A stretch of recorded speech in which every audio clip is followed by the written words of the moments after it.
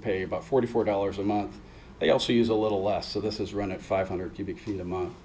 And you can see the change associated under Alternative 2 with the first increase moving from 44 to 47, and then the third increase moving to 52. So on the seniors bill, it would be about a $3.50 to $4.50 a month impact overall. And again, I think by the time we look at this 3 years from now, I think your competitive position will largely be the same. So that concludes the prepared material I have for you this evening. I'd be happy to address any questions you may have. Questions? Could we possibly return to the target, the frames with both targets? We're showing the red line as the operations reserve target in this slide, right? That's our target. We're certainly above it now, and if we don't have an increase, you're going to show that under our current rates in 2022, we'll fall below the target. Right. With option number 2, we stay a heck of a lot above that target. Is there a slide in here showing option number 1 and where those targets would be? No, but I can tell you the difference between those two is going to be about $9 million in the final year. So you're sitting at about $37 million, I think, in option or Alternative 2. It'd be about $27 million, $28 million. In 2024? Yes, sir. So it would still be above the red? It would be above the red. The red is the minimum target. The ability to sustain above that target it creates financial flexibility for you, and it's a necessary component of the strategy when you start looking at funding $15 million a year in renewal and replacement. And then the same explanation would apply to the DSC too, right? It would, correct. Okay. Debt service coverage, I can tell you rating agencies really prefer debt service coverage to be 2.0 or better. Most of my clients don't hit that kind of coverage. It's a heavy mark to try and reach, but it should lead to more favorable debt ratings and presumably lower interest rates. Questions? No. Thank you. You're welcome.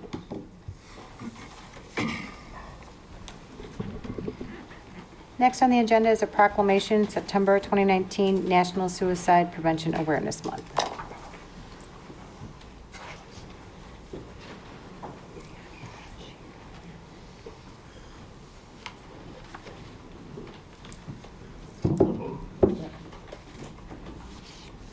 Proclamation. Whereas September is known around the United States as the National Suicide Prevention Awareness Month. Most of us are quite aware of suicide. National Suicide Prevention Action Month is intended to help promote and give attention to the suicide prevention services available to all in our community. The goal is to speak openly about the topic of suicide and help erase the stigma surrounding it and direct those who need the appropriate support services. Whereas suicide thoughts can affect anyone regardless of age, gender, race, orientation, income level, religion, and background. Whereas, according to the American Foundation for Suicide Prevention, more than 47,000 people died by suicide in the year 2017. Suicide is the 10th leading cause of death among adults in the U.S., and nearly 20% of all suicides were contemplated from people from the ages of 45 to 54. Whereas Joliet, Illinois is no different than any other community in the country, but chooses to publicly state and place our full support behind the local educators, mental health professionals, athletes, coaches, pack leaders, police officers, parents, as partners in supporting our community and simply being available to anyone in need. Whereas local organizations like Suicide Prevention Services, national organizations like the National Alliance of Mental Illness, the International Groups for Hope for the Day are in the front lines of the war that many still refuse to discuss, as suicide, mental illness remain too uncomfortable of a topic to talk about.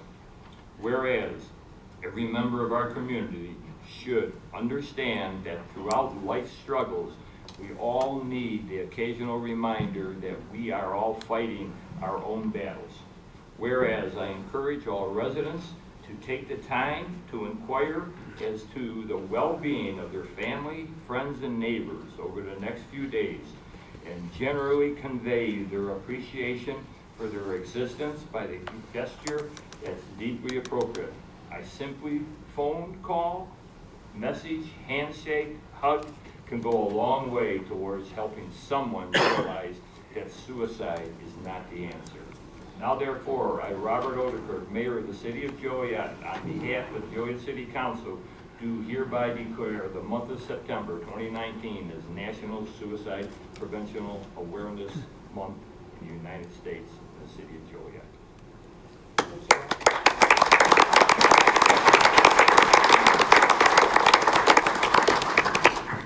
Mayor, City Council, I'd just like to thank you again for recognizing this important proclamation in this month. This is something that we've all been affected with, unfortunately, and so many people are at risk.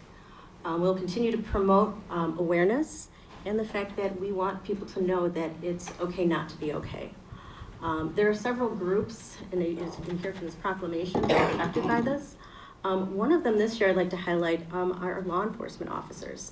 They certainly represent a great deal of stress and different stressors that would affect them. So I have a couple people that I would like to speak on behalf of that. With me today, I have Lieutenant Joe Gizio. Oh, they're all there. Chief Al Rocher, Deputy Chief Daryl Gavin, and Deputy Chief Mike Davis. Deputy Chief Mike Davis, In the back, Deputy Chief Mark Davis. and Deputy Chief Mark Reed. Wow. I think they can speak briefly a little bit on some of this as well.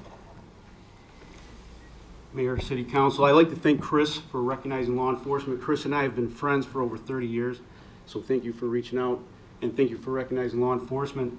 Unfortunately, the rise in suicides in law enforcement is staggering.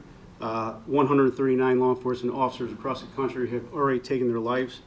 But I can tell you here at the Joliet Police Department, this leadership, we take mental health very seriously. We have a very strong peer assistance group, and we look out for each other more than we probably look out for our own families. So thanks again for Chris for recognizing law enforcement, and thank you for the council for this proclamation. Thank you. I just want to say, as most of you know, my second day as interim chief, we had one of our officers commit suicide. You know, probably the worst day as a chief was that day, so you know. But we are working towards doing a lot of things to keep the officers healthy, mentally and physically. So, and I know Councilman Coleman has been working with us on that too. So, thank you. Thank you.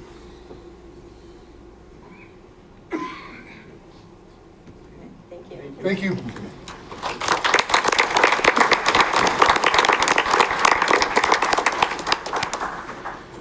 Next is the approval of the agenda. Is there a motion to approve the agenda as written? So moved. Second. Been motion seconded. Councilman Dickinson? Aye. Councilwoman Gavin? Aye. Councilman Hug? Aye? Councilman Morris? Aye. Councilman Mudrin? Aye. Councilwoman Coleman? Aye. Councilwoman Reardon? Aye. Councilman Turk? Aye. Next is citizens to be heard on agenda items. First, we have Greg Smith regarding Council Memo 470-19.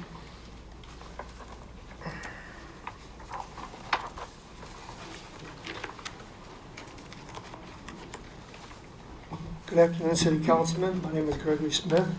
I live at 19755 Schweitzer Road. I am one of the last 7 residents left out there on Schweitzer Road next to Center Point.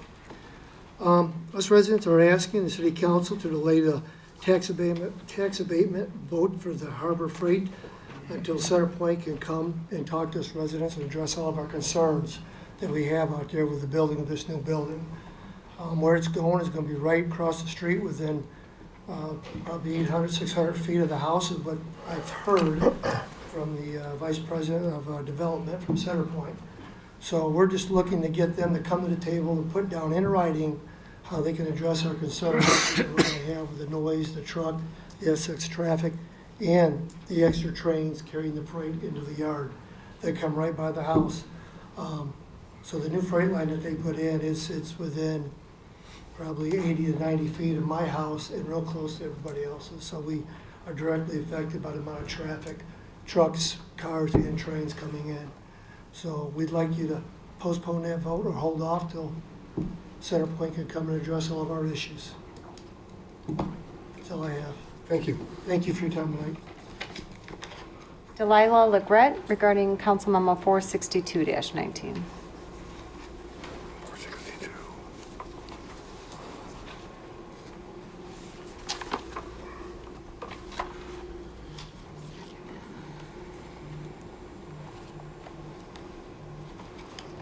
Good evening. I know I kind of spoke at length last time, so I just quickly wanted to present the current permits for building within Cedar Creek and then the sales studies that we've had within Cedar Creek specifically. So that's what you're receiving here.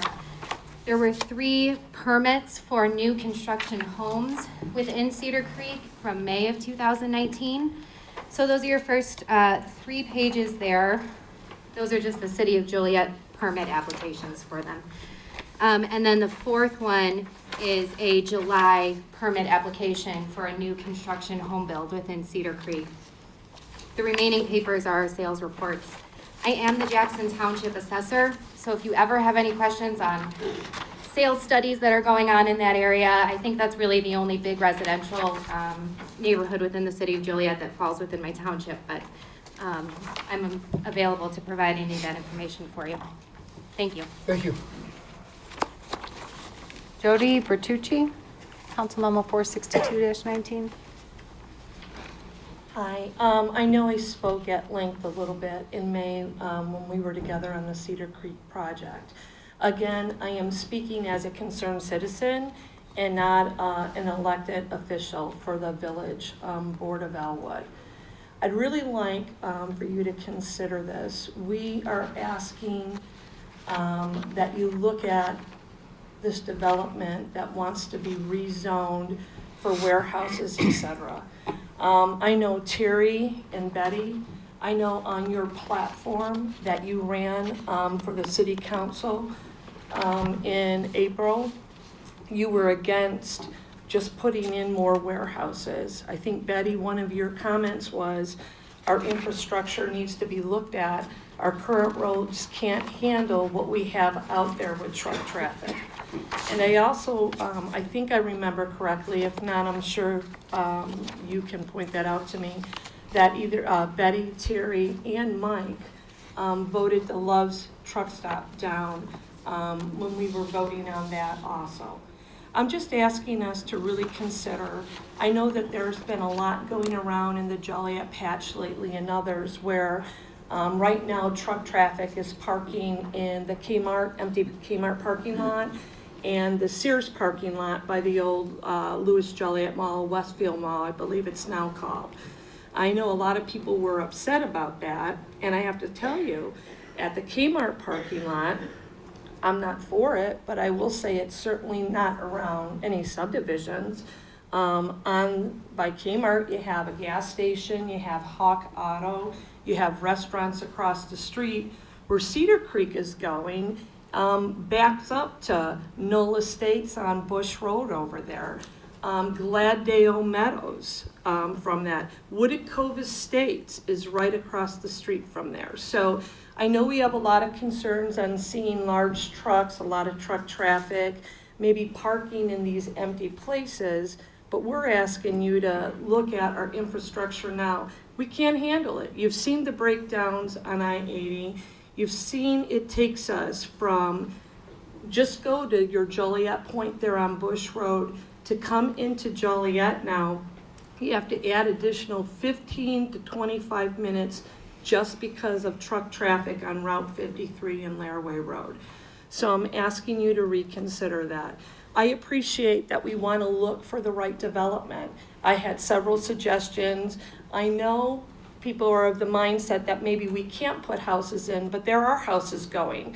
In Wooded Cove Estates, we have new houses going right now. We have building permits and people building out there.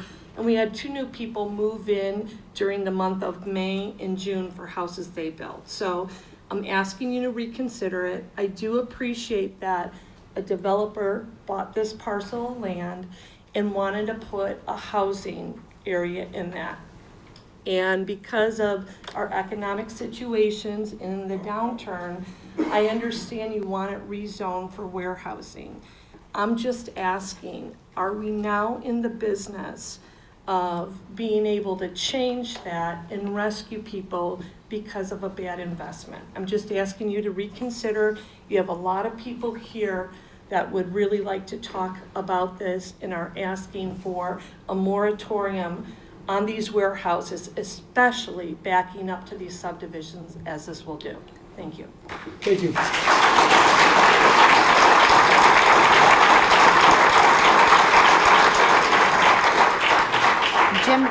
Jim Baskerville regarding Council Memo 462-19.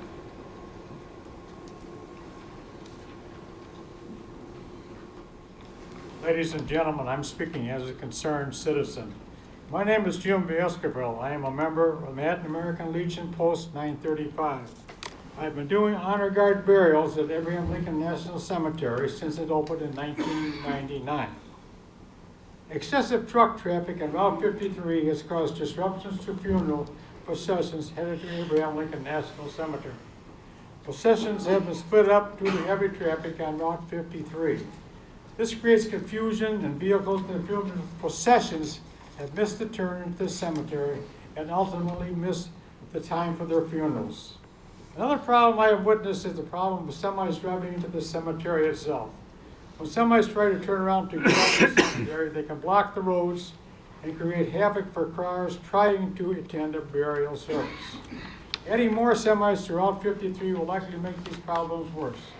Please consider voting no on this reserve zoning. Thank you very much for listening to me. Thank you.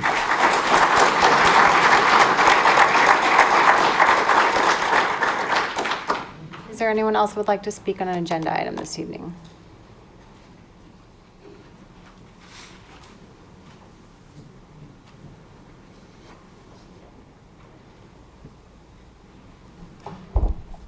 My name's Al Gutierrez, 19544 West Sharp Road.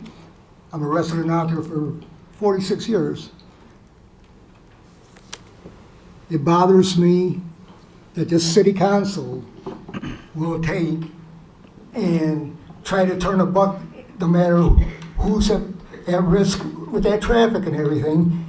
Yet, a couple weeks ago, I think, or 3 weeks ago, there was a truck stop, Speedway went to build over at Jefferson and Hoboken. I think you remember that.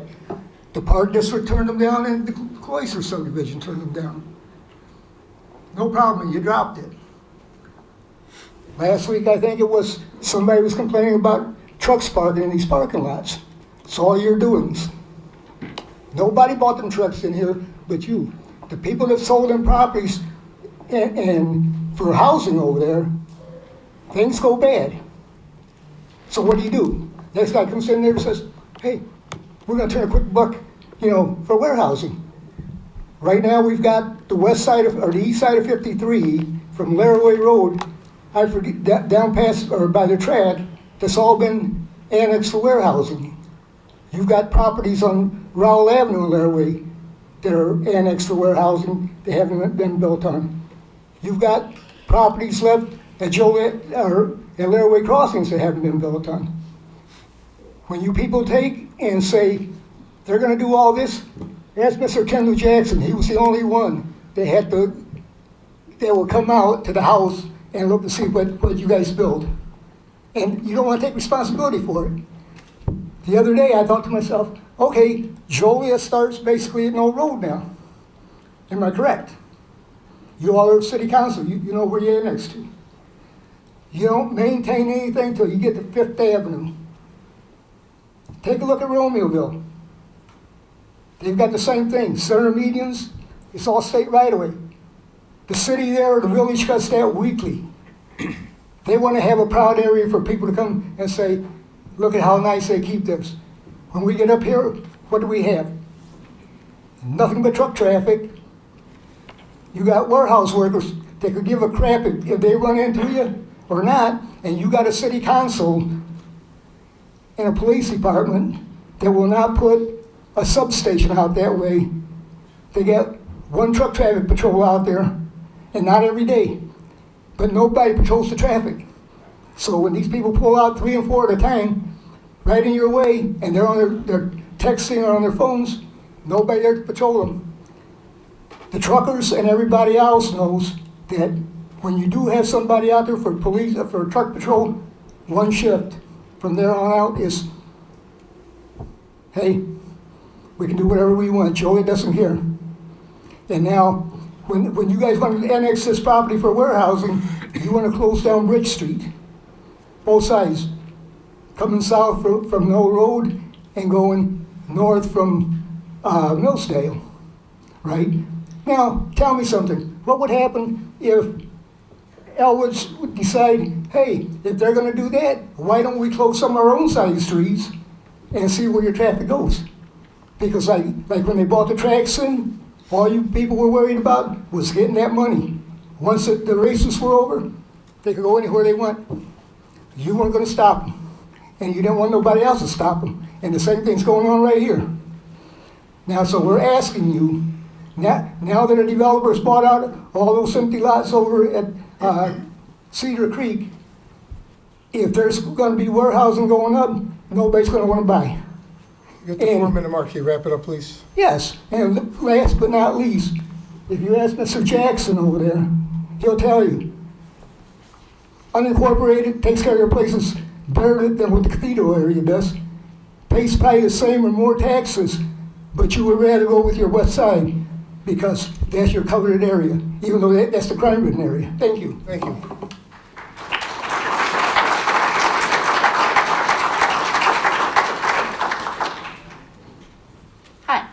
My name is Diane Sewing. I'm a resident of Elwood, 107 Woodbine, and I'm the Jackson Township Supervisor.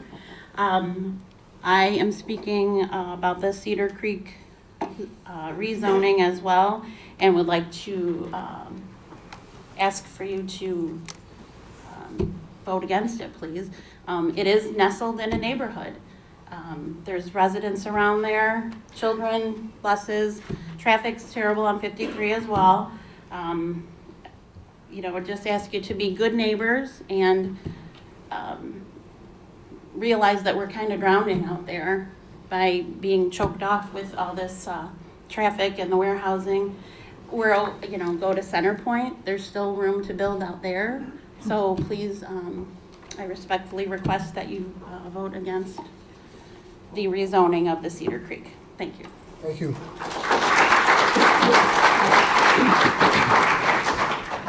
Good evening, my name is Ann Baskerville, and I'm here representing the Illinois Sierra Club, whose members utilize and enjoy recreating at Medewan National Tallgrass Prairie, which is about 4 miles south of the property seeking the change to industrial zoning.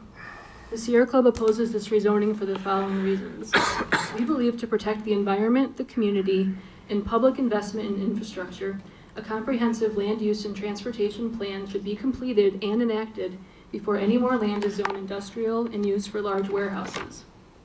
Building warehouses at this property would add truck traffic to 53 and to the 53 and 80 interchange, which is already overburdened.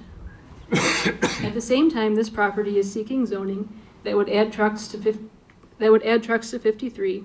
Nearly $1 billion in taxpayer money will fund a new I-80 bridge and help improve I-80 through Joliet. Furthermore, while private dollars from Centerpoint are planned to pay for the Hobolt Road Bridge, public dollars will be needed to build the interchange. These public investments in infrastructure should result in improved traffic flow. If a major purpose of Hobolt is to get trucks off local roads, it does not seem like good planning to add zoning for warehouses where the trucks would go directly onto 53. A land use plan can help determine how much land is available for warehouses inside Centerpoint and near the Hobolt Bridge. If it is possible to zone land for warehouses with direct access to Hobolt and 80 and keep trucks off 53, then that will improve conditions on 53. Improving travel conditions on 53 benefits the entire community, including people living along 53, children traveling to Joliet Central, tourists traveling Route 66, and commuters. For these reasons, please vote no on this rezoning that would allow warehouses and the semis they generate between 2 residential neighborhoods and just down the road from both a national prairie and a national cemetery. Thank you. Thank you.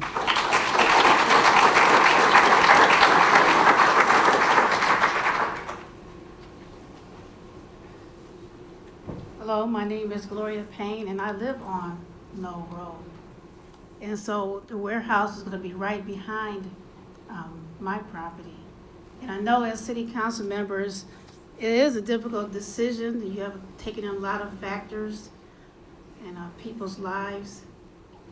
But the reason, and was born and raised in Joliet, and I moved out there because it was peaceful.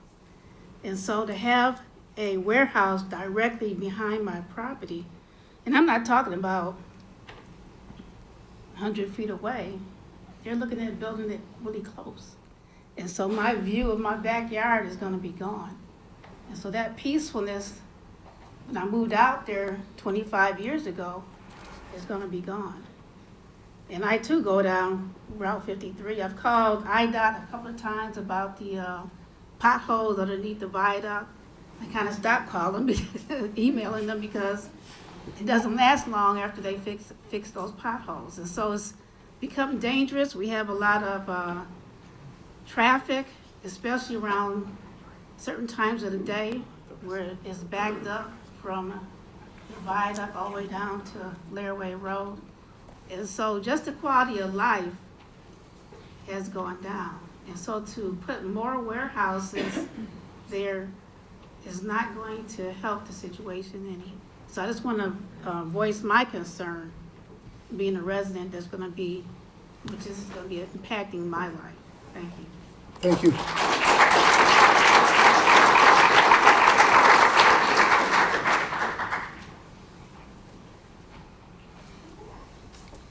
Matt Robbins, 24757 South Sycamore Street in Elwood. I was here, I've been here numerous times, talked about this. I'm going to say it, I've said it before and I'm going to say it again. You still do not have a new comprehensive plan since '07.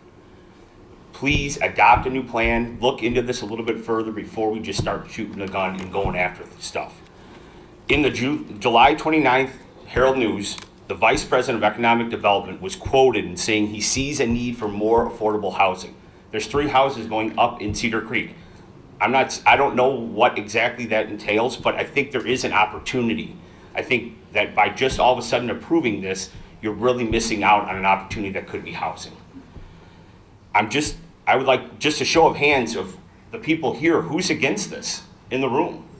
I mean, that's what you're asking for, is people to come out that were against it. And that's what's happened. So I just really ask you to please consider this and please vote no for the rezoning of the Cedar Creek development. Thank you. Thank you.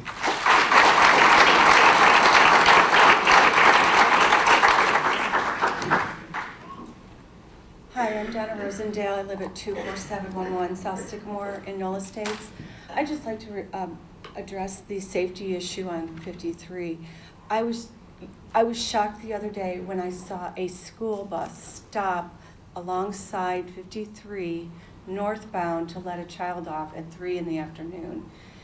The traffic there is abhorrent at that hour. All the warehouses are letting out their traffic, and there's loads of trucks there, and we have to bring them to a direct stop, an immediate stop for a child to get off a bus.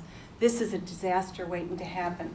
I could not tell how many children were on that bus, but even if it was one, it would be a terrible disaster waiting to happen. If we continue to not take into consideration the safety hazards of these vehicles on our 53. Knoll Road is a thoroughfare for many of the trucks now. They're trying to get bypass Manhattan-Monee Road where they can't get across the bridge. And they get to a certain point on 53 going southbound and they realize they can't go any further. They have to figure out another way out. And so they're finding alternate routes through our neighborhoods. And we have a lot of children, a lot of pet walking, a lot of elderly, a lot of bike riders, ATV people with their wagons with kids in them, that are at potential risk of these 18-wheelers coming through our neighborhoods. So we'd really like to have you slow down the pace of the warehouse growth in the Cedar Creek, Knoll Estates area until we can get control of the infrastructure in that area. Thank you. Thank you.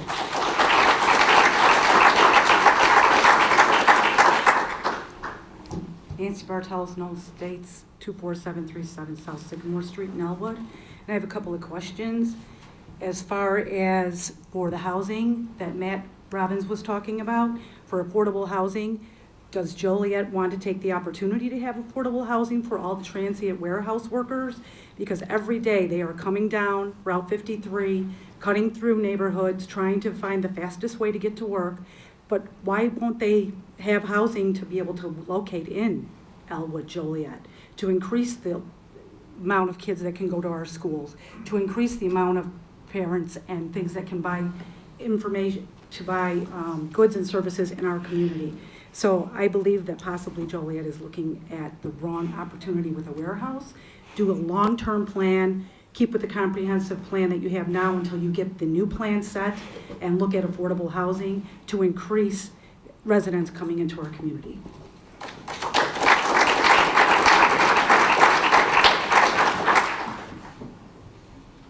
Hi, my name is Heather Ivashuk-Ohms. I live at 19264 Raymond Drive in Elwood. I just want you to look at this also from a different standpoint. I personally had warehouses kind of touch me on more of a personal level and industrialization.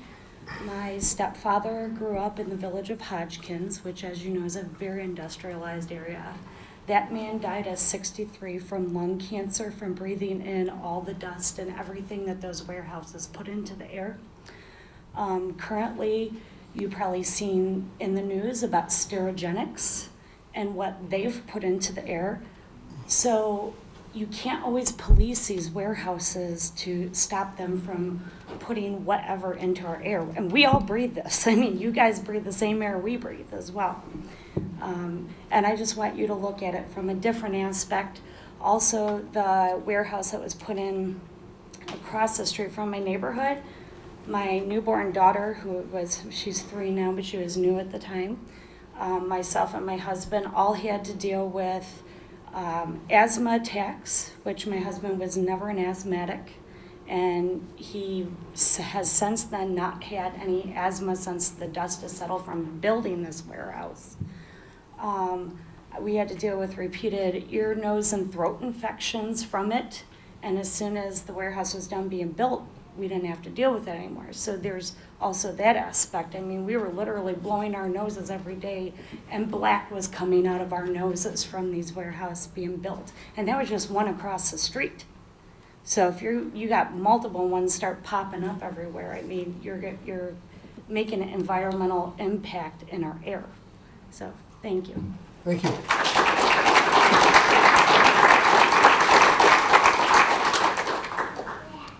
Is there anyone else that would like to speak? Seeing none, next is council committee reports. First is Land Use and Legislative Committee. Yes, the Land Use and Legislative Committee, we met on Wednesday, August 21st here in the council chamber. Myself was on the committee along with Councilman Dickerson and Councilwoman Quillman. We had a short agenda for change, a couple items. We were given strict instructions by the mayor to get it done. The city manager job description was vetted again for the, third or fourth time? At least 3 times. So I believe it's on the agenda for the night to be approved, if that's the will of the council. So that is for the city manager. The interim city manager, I think we kind of put that on the back burner right now. I'm working with legal on that. The other item, the second item and last item, was the planning assistant staffing for the, I'm gonna throw this to Kendall, but I just wanna make a couple of points, and maybe, I don't know if the other committee members do, about this position in the planning department, Kendall, to help out with permits and things of that nature. The committee, and help me if I'm wrong, Janice, was what, 2 weeks ago? We want to get a funding source for this position. Right now, it's been a part-time position, and even with part-time, it shows some help with getting permits and other duties in that department. I just want Kendall to just touch on some more points. He'll do a better job, probably, than me. Okay. Yes, staff brought forward a request to transition the current part-time planning assistant position to a full-time position. that position has evolved into heavy customer service, a great deal of technical review. It really assists our very small planning staff with the permit review cycle that we're currently struggling with. And we were also asked to find potential revenue to help support the difference between the current part-time salary and the full-time salary, inclusive of benefits. So we are currently doing a permit review study with some of our peer communities to find out where we are in terms of our cost, our permit fees, and we will be bringing that back to the Land Use Committee at their next meeting. All right, thank you. Jan? Correct. That's how we were going to look into that, see how we could pay for that extra part-time to make it a full-time. Thank you. Good. Okay. Thank you. Public Safety Committee report. Okay, Public Safety met here in the council chambers at 5:30. In attendance on the committee, myself, Councilman Dickinson, and Councilman Hugg. Also present were the Chief, Al Rochner, Darrell Gavin, Deputy Chief, Michael Bates, Ken Mihalich from staff, Mark Reed, Deputy Chief, and Chief Joe Formhalls of the Joliet Fire Department. First item we discussed was security services at Riverwalk, and the Director of Operations there is Teresa Olson, and she'd like to address the council on that. Good evening, Mayor and Council. I just wanted to provide some insight of what it's been like to work with the Joliet Police Department at the Riverwalk Homes. As you all know, Holston Management took over as the managing agent in September 2017. And our initial approach, we came in and made an assessment of the existing security company and determined that it wasn't sufficient for the direction that we wanted to take the property in from a safety perspective. So we made an immediate shift to the Benford Protection Group. And I will admittedly say that our introduction of the city of Joliet to the Benford Protection Group was not necessarily the right one to make. We took our experience with securing high-risk properties in Chicago and kind of applied a cookie-cutter approach here. And so because of that, because of our miss just on some research and some touch points, we had a little bit of a rocky start.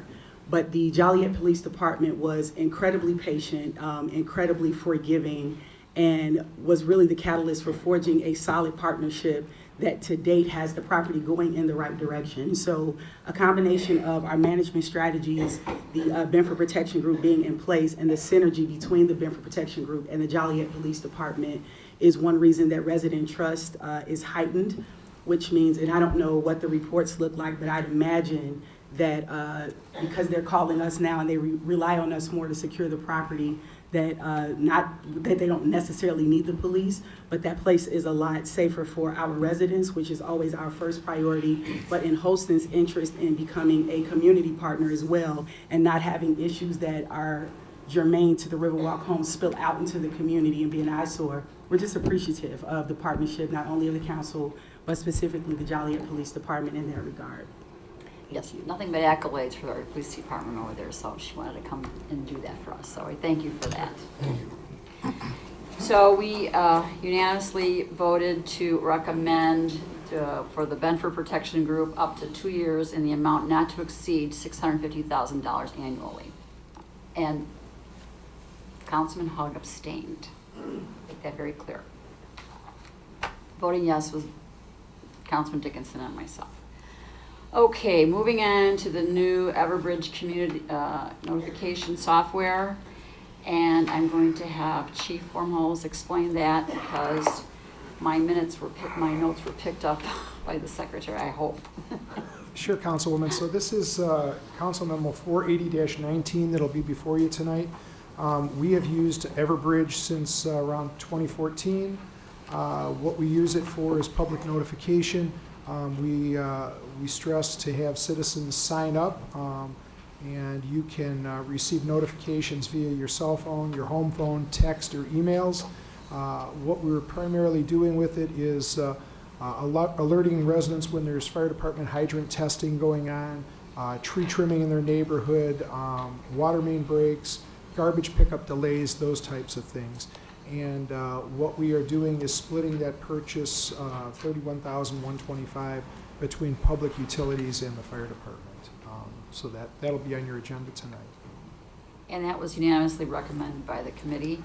And the second thing was the request for approval of mutual aid between the Plainfield Fire Protection and the Joliet Fire Protection District.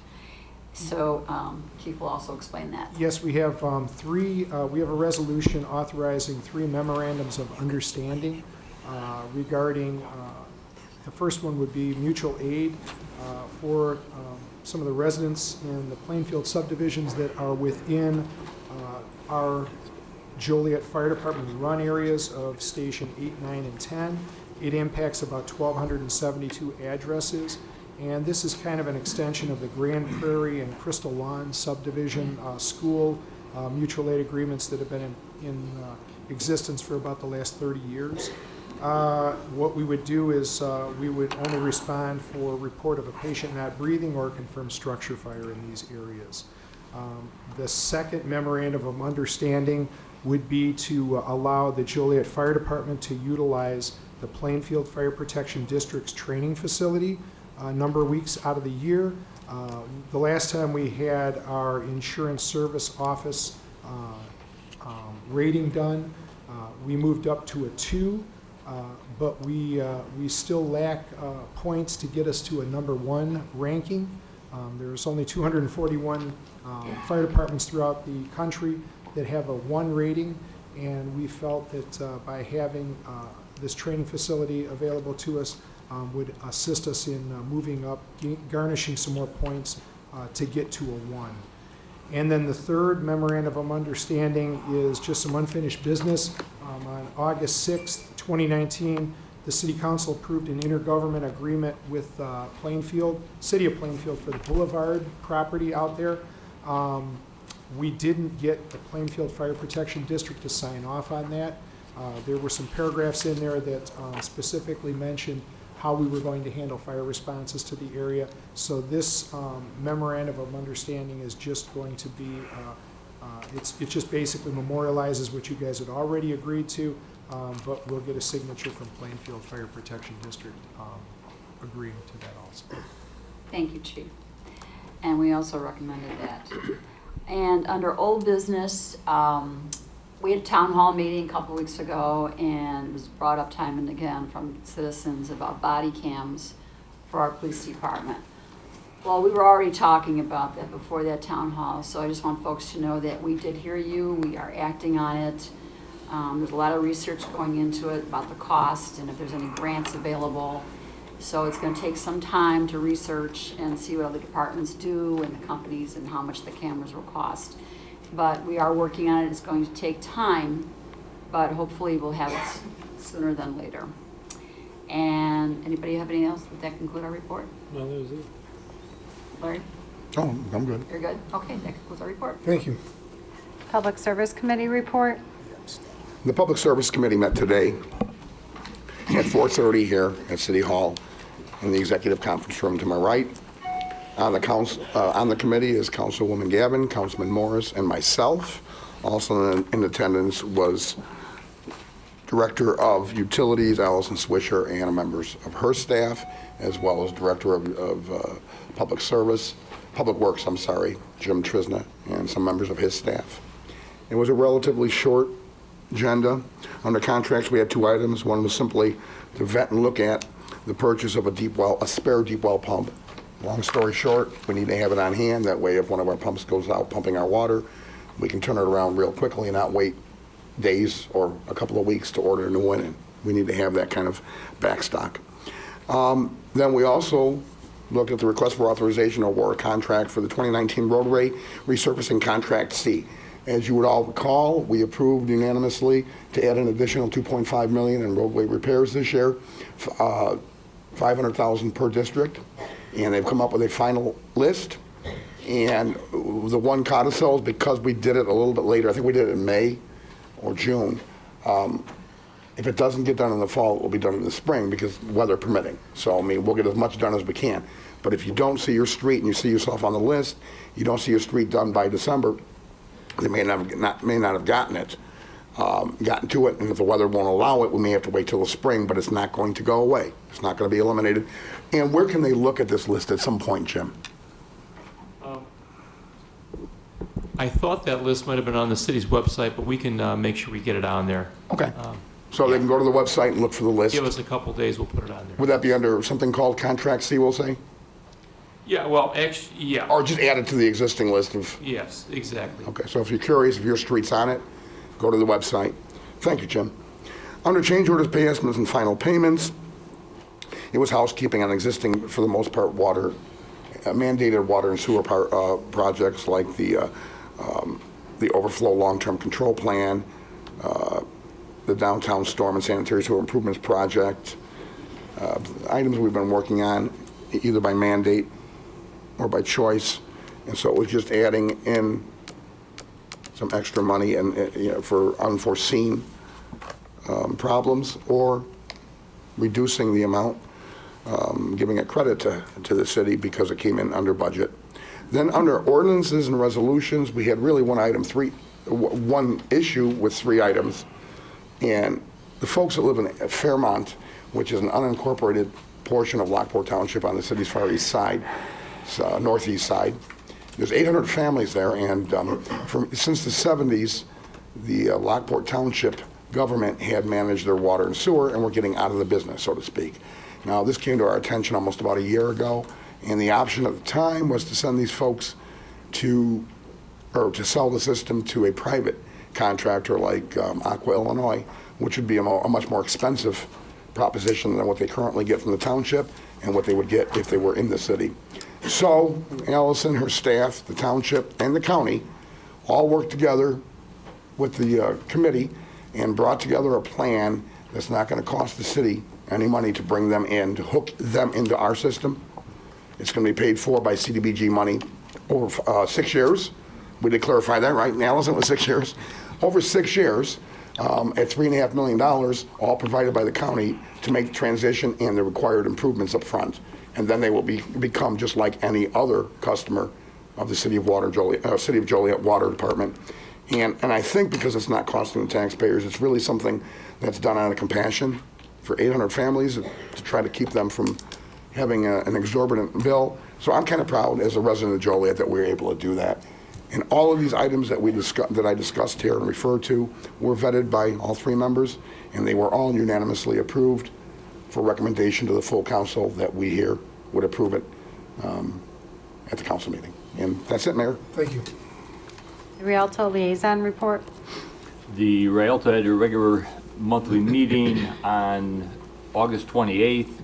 The Executive Director, Val Devine's report is as follows, that for the month of August, they had 3 live performance acts, 3 movie acts.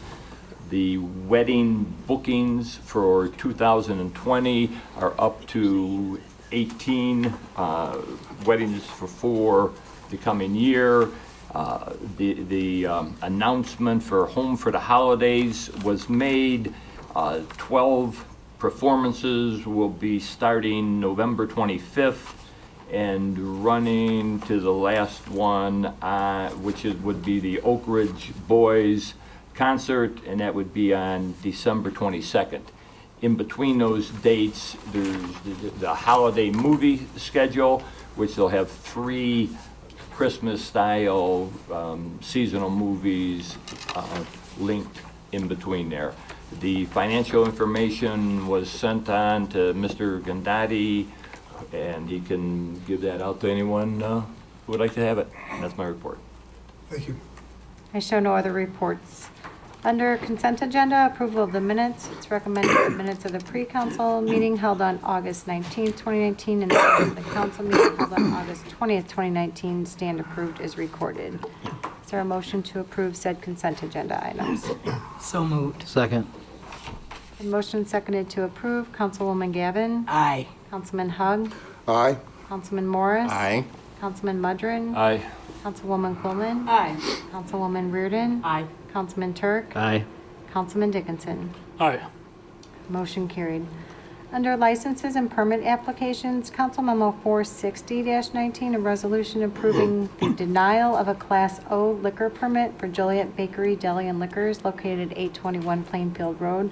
Deputy Liquor Commissioner is here to present the council memo. A public hearing was held on 7/31/19 at 9:45 a.m. for a request for a full Class O license and outdoor permit.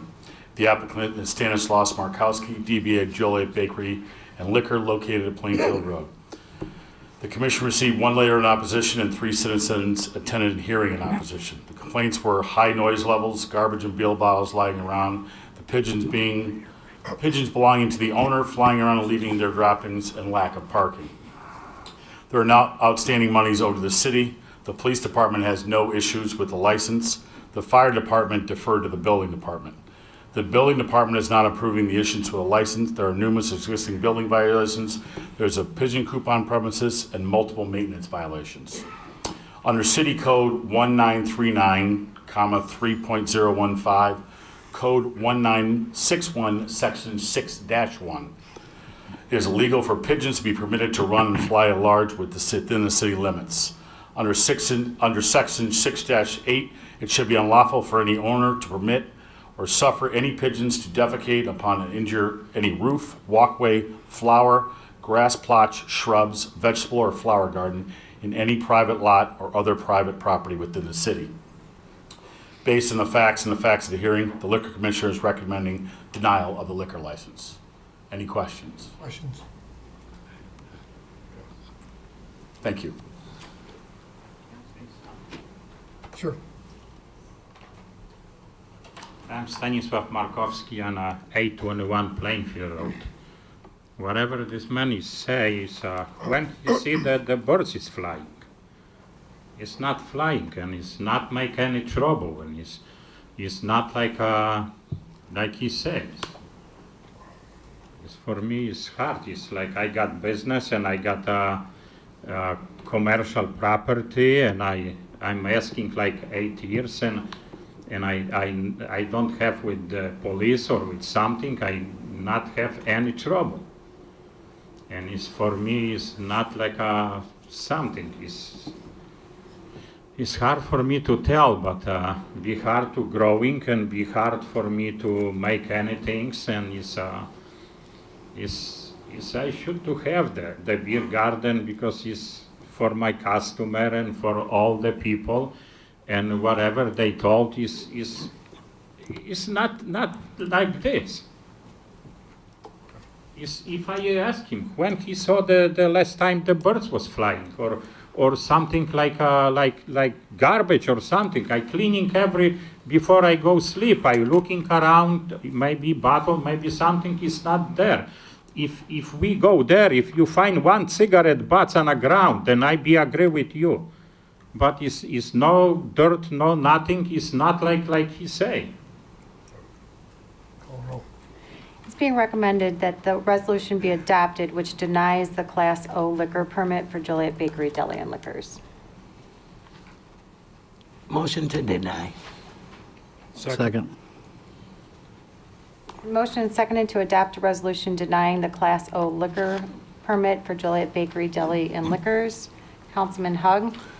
Just to be clear, should it be denied tonight, it doesn't mean that it becomes in compliance on both the pigeon as well as the numerous violations that you cited. Can you sit down, please? That he could, take a seat, please. that he could come back later and apply again. Correct. But Correct. right now, the recommendation for denial is based on the keeping of pigeons and a list of violations that have been addressed. Correct. Okay.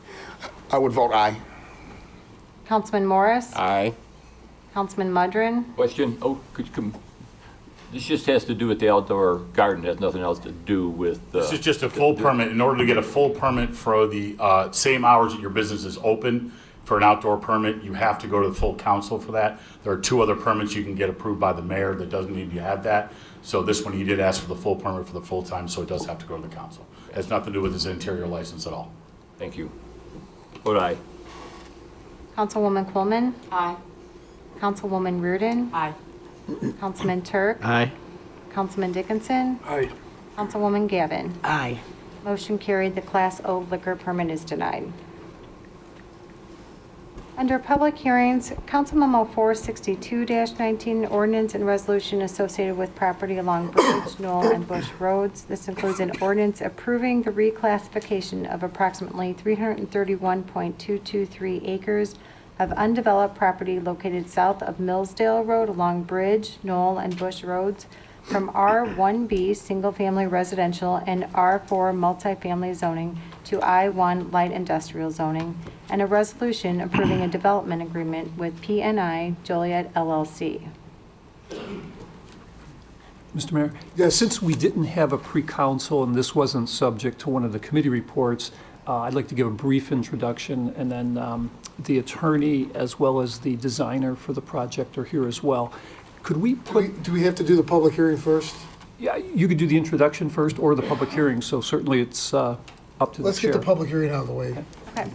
So a few people spoke earlier, but this is a public hearing, so comments would be in order at this time if anybody in addition would like to speak on this item. If anyone wants to speak on this, please step forward.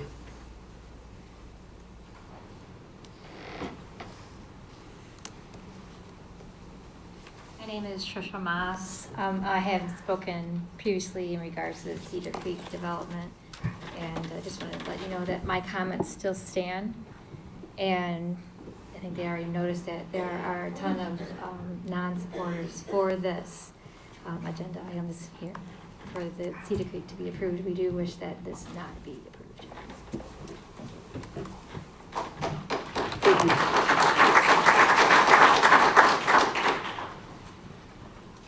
Hi, I'm Maureen Mungovan, 300 Gladys Avenue, Joliet, Illinois. So the misconception that the people in Joliet don't care about this project is sincerely wrong. Unfortunately, it does affect a whole lot more people in Elwood than it does Joliet. There's only the Cedar Creek, the two subdivisions of Cedar Creek. But the warehouses that were already approved back up to our backyard, just like the people on Knoll said that her whole backyard is gonna be changed. We've been at some of these meetings before where we talked about infrastructure, and one of the council members kind of chuckled and said that, well, that's not our problem, that's the federal government. But it is your problem when you're adding to the infrastructure that's out there that is certainly not capable of handling what we already have, as well as what's coming with more warehousing. When we addressed trucks driving on our roads, you said that, well, there are signs up all over that say they can't drive down those roads. I'm here to tell you that semis drive down Gladys Avenue all the time, and when we stop them, because we do, they'll tell us that's where their GPS told them to go. Despite the fact that we have a Joliet truck enforcement officer who lives at the end of the street, whose truck enforcement truck is parked in the street, it makes no difference. These semis drive through the residential areas all the time. So although most of the people here are from Elwood, you do have people here from Joliet who do vote and who do remember who is changing our quality of life. We moved out here for a reason, and I understand economics change, but you also have to look at our quality of lives, not just those who want to sell their property. Because I can't sell my property at the expense of anybody else. They shouldn't be able to do the same. Thank you.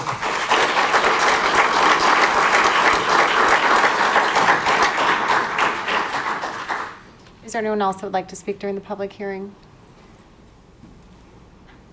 Seeing none, let the record show the public hearing is now closed. Okay, if we could put that plan back up. This is a 331-acre parcel.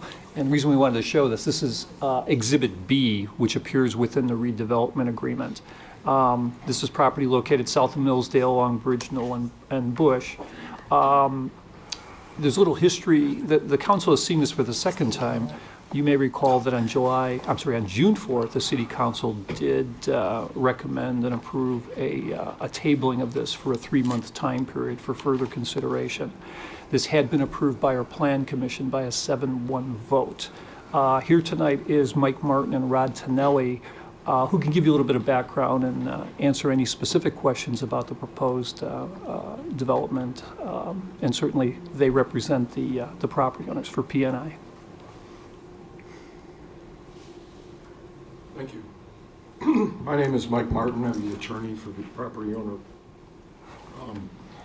We're here because the highest and best use of this property has changed. We bought the property in 2004. We annexed it, we zoned it. This property was planned for 2,800 residential units. In 15 years, we haven't been able to get somebody to develop 2,800 units on this property. Not 3 or 4 a year, 2,800. This property is not going to develop if it remains as residential. That's why we came here. Centerpoint came in, 3,600 acres immediately adjoining us on the west across from the railroad tracks. Smith was the annexation that you did last, and that's I-1, 2 million square foot warehouses, which, by the way, are the warehouses on Knoll Road, not our property.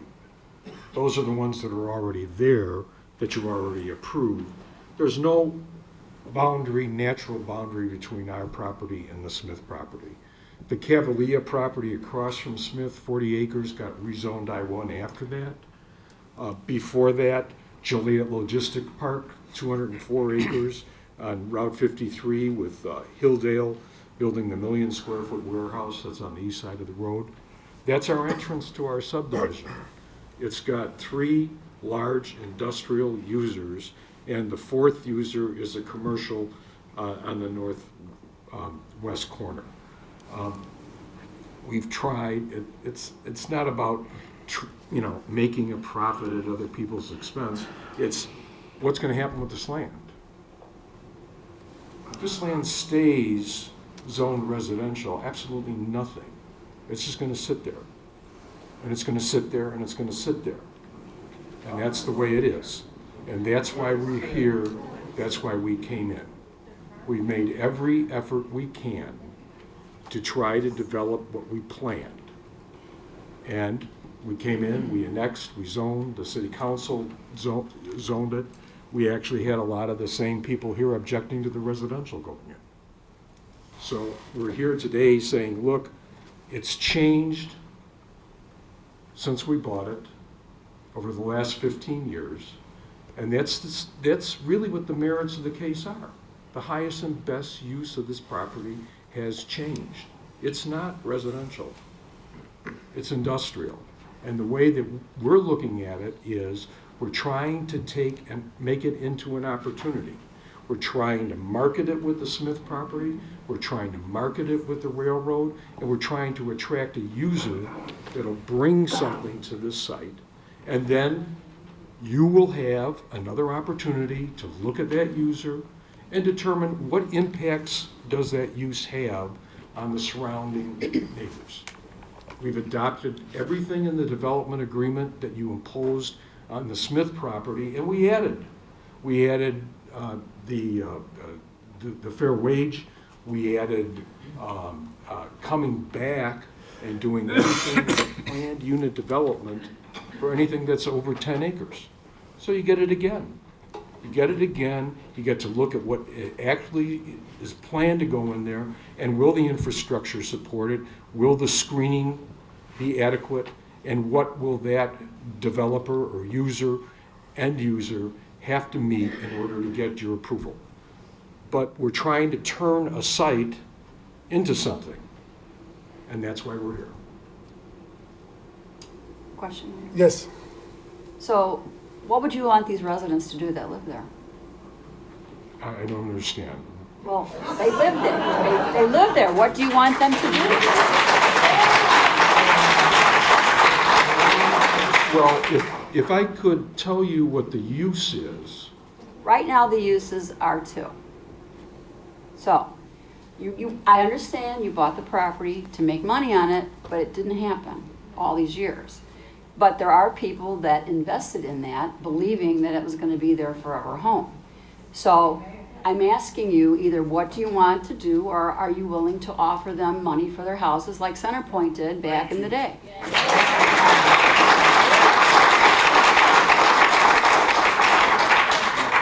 If there's no railroad spur, is there an impact that requires us to buy houses? I didn't ask you if required. I asked you what you were going to do.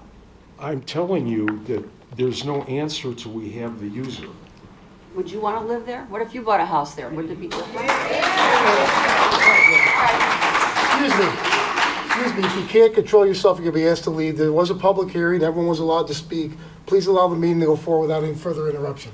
Joe? Apologize for that, Mayor. I Thank didn't you, yeah. expect it. Okay, well, the whistling and clapping is not Sorry. enough. I didn't expect it. Go ahead, I'm sorry, Mike. That's okay. Those are my questions. I'm saying that when we come back with a user, we can determine the impacts and we can address it at that time. The Centerpoint project is a railroad terminal that's 10 times the size of this property. We're talking about perhaps a spur and maybe no spur at all. We're not even talking million square foot warehouses. Our buildings are much smaller because the site won't support it. The Cedar Creek residents, there's 60 acres on the north end of it that's floodplain and wetland that's never going to be developed. It's going to stay floodplain and wetland. So there's going to be a substantial setback from the existing residential. That's the physical facts of the property. You can't build there. So when we come back with a use or a proposed use, we take a look at it, and then we can make a determination. And that's all we're asking to do. Any other questions?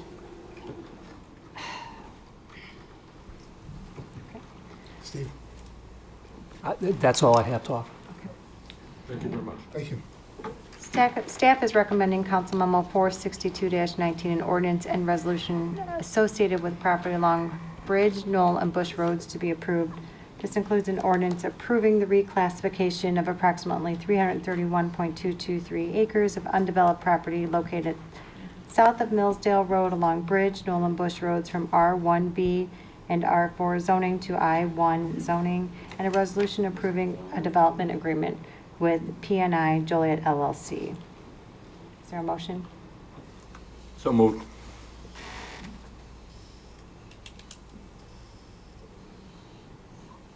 Is there a second to the motion? With no second, the motion fails.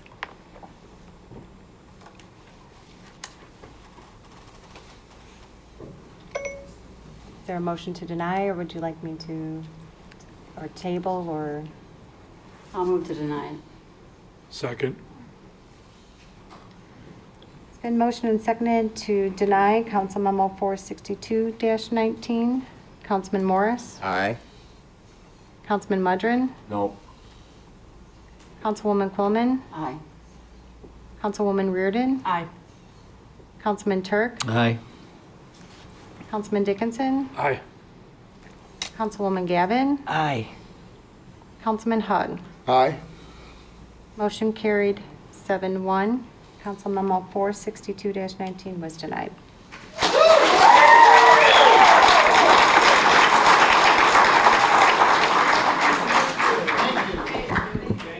The next public hearing tonight is Council Memo 463-19, ordinances and a resolution associated with Cobalt Commercial Subdivision. Although this item is being recommended to be tabled, the public hearing was previously open, so comments would be in order at this time. Does anyone like to speak on this item? Please come forward. Would you like me to repeat? The item is 463-19, ordinances and resolution associated with Cobalt Commercial Subdivision. Okay.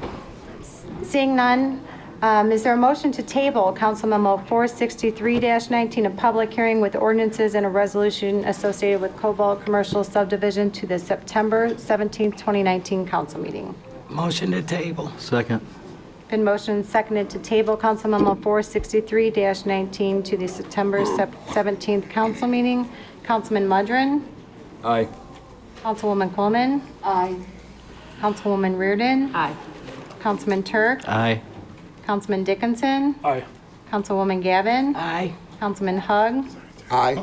Councilman Morris? Aye. Motion carried. Council Memo 463-19 was tabled to the September 17th council meeting. Next, under ordinances, Council Memo 465-19, and ordinances associated with Misty Pond subdivision.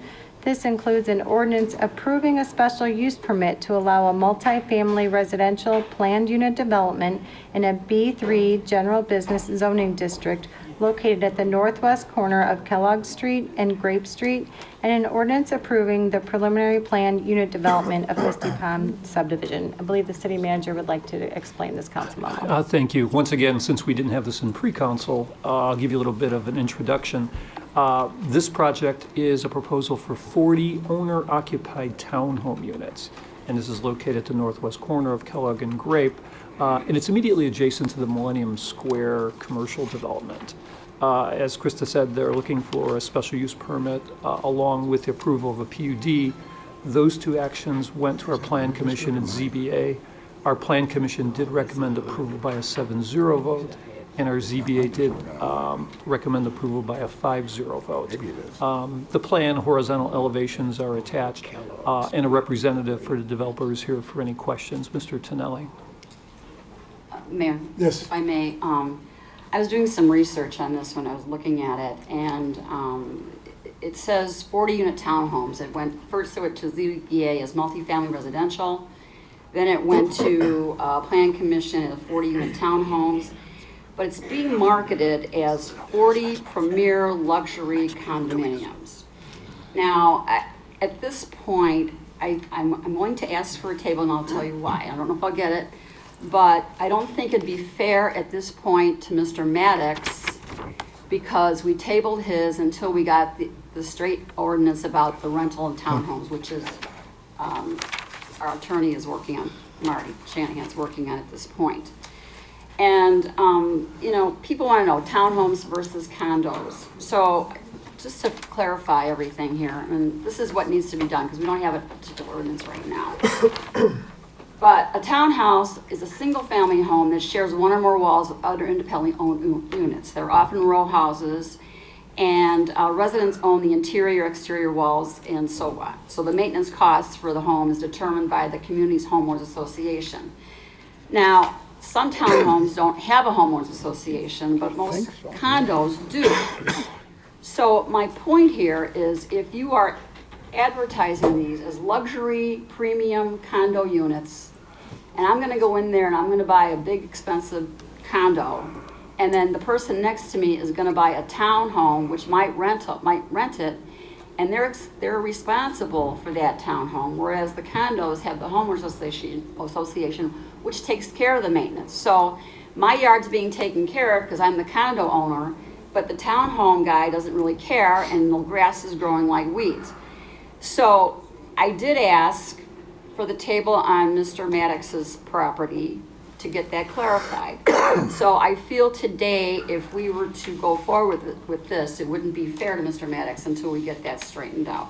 So I would like to move to table this until everything gets straightened out, and then we can vote on both of them at the same time. I'd like to see if I could address the council first before There's they... a motion to table. There's a motion on the floor, Mike. I'm sorry. Did you make the motion? I'd like to motion to table this until we get this straightened out, and then we can vote on both of those at the same time. So, and then, I'll second the motion. We need a date certain. What's the, Krista, what's the date of the Maddox matter? I have to look that It's up. next week, I believe. 17th. Is it the 17th of September? So it's September 17th. So motion is to table to the September. 17th, and then the city manager had an idea, and we could discuss that later, because no more discussion now. Okay. Motion and seconded to table Council Memo 465-19, ordinances associated with Misty Pond subdivision to the September 17th, 2019 council meeting. Councilwoman Quillman. Aye. Councilwoman Rudin. Aye. Councilman Turk. Aye. Councilman Dickinson. Aye. Councilwoman Gavin. Aye. Councilman Hug. Aye. Councilman Morris. Aye. Councilman Mudrin. No. Motion carried 7-1. Council Memo 465-19 was tabled to the September 17th council meeting. Mike? Yeah, okay. It's, first time I think I've ever had a chance to address the council after a motion has been made when I requested an opportunity to speak before the council. It's been tabled. We can't discuss this anymore. You can It's been certainly voted on. discuss You it can before discuss the vote was taken. Yes, you could. You have to cut off all conversation when a motion to table is made. Okay. Anyway, this is a condominium development, okay? This has nothing to do with Mr. Maddox's development. I do not understand the vote of the council to table this matter at this particular point in time. It's not a townhome development, it's a condominium development. You know, I'm really aghast at the understanding of why this should be tabled when it was clearly a condominium development. You know, we're being put into this situation just based on some other development. You know, that just seems, it just is not the right thing to do here. You know, we'll come back at the next meeting.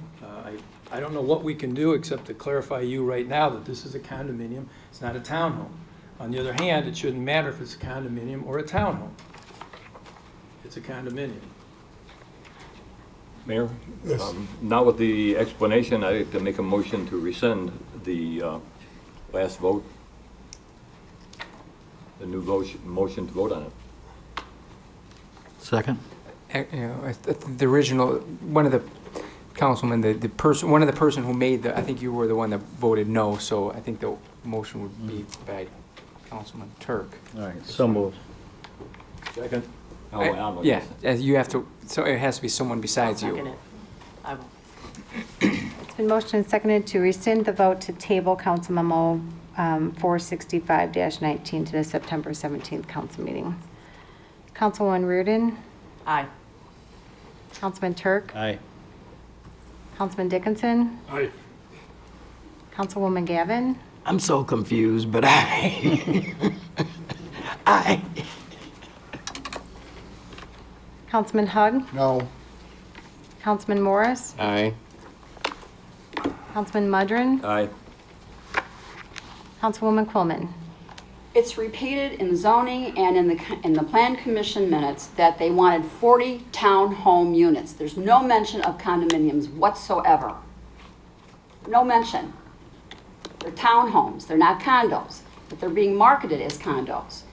And the reason I brought it up, because we denied Mr. Maddox's till we got a more clarification on the definition of townhomes and rental townhomes. This is a townhome. This is how you present it to the Plan Commission. It's how you presented it to the zoning board. And now today you're standing here before the council saying it's condominiums. You're marketing them as condominiums, but you didn't come to us and say you want condominiums. They will be condominiums. It's too late for that. No, it's But not. whatever. I vote no. Motion carried 6-2. The vote to table the Council Memo 465-19 was rescinded. Can I ask a question? Yeah. So, Mr. Hanson, so are you renting the townhomes or the condominiums? Are these, No, we are selling the units whatever they're gonna as be? condominiums. They're gonna be sold? They're not gonna be Sold as rented? condominiums.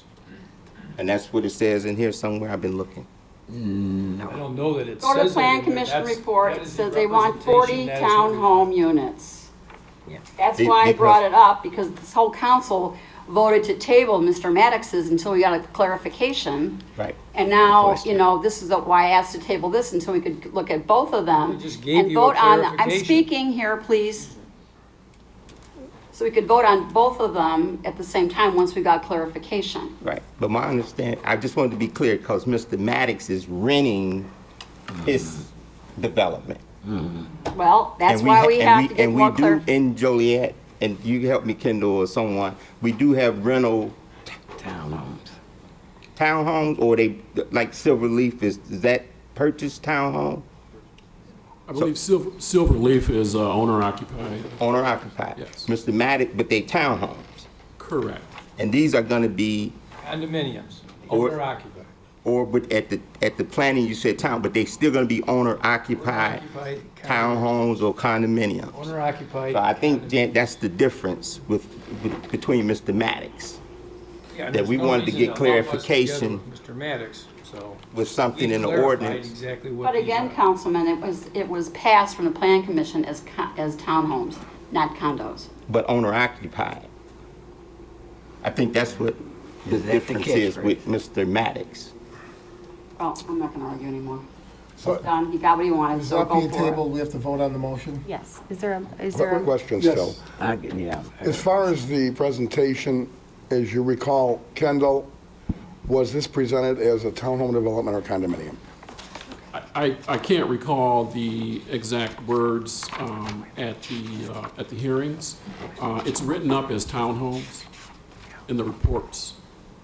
Marty, what is the difference legally between a townhome and a condominium? Our code doesn't define it.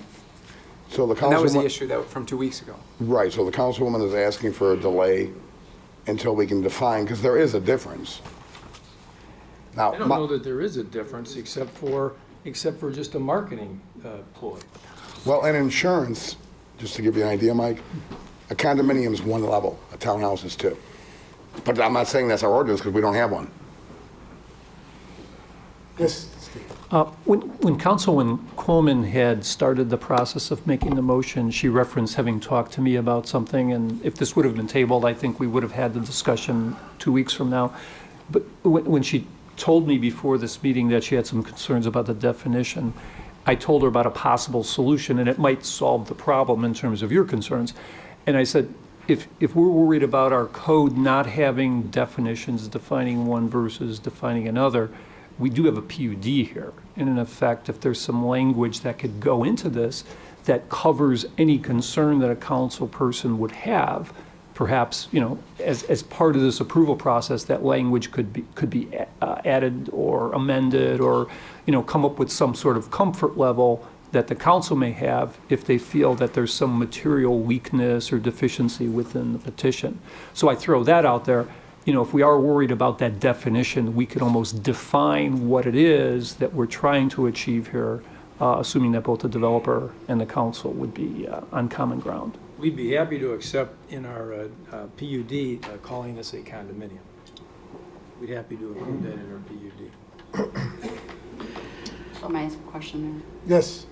So why in the beginning, why wouldn't you just present it as 40 condo developments instead of putting it in here in Plan Commission, 40 unit townhome development? I can't explain that. Looks like somebody dropped the ball here. Just one. Yes. Mayor, if I might. So for my clarity, because I told you I was just as confused as mud with this.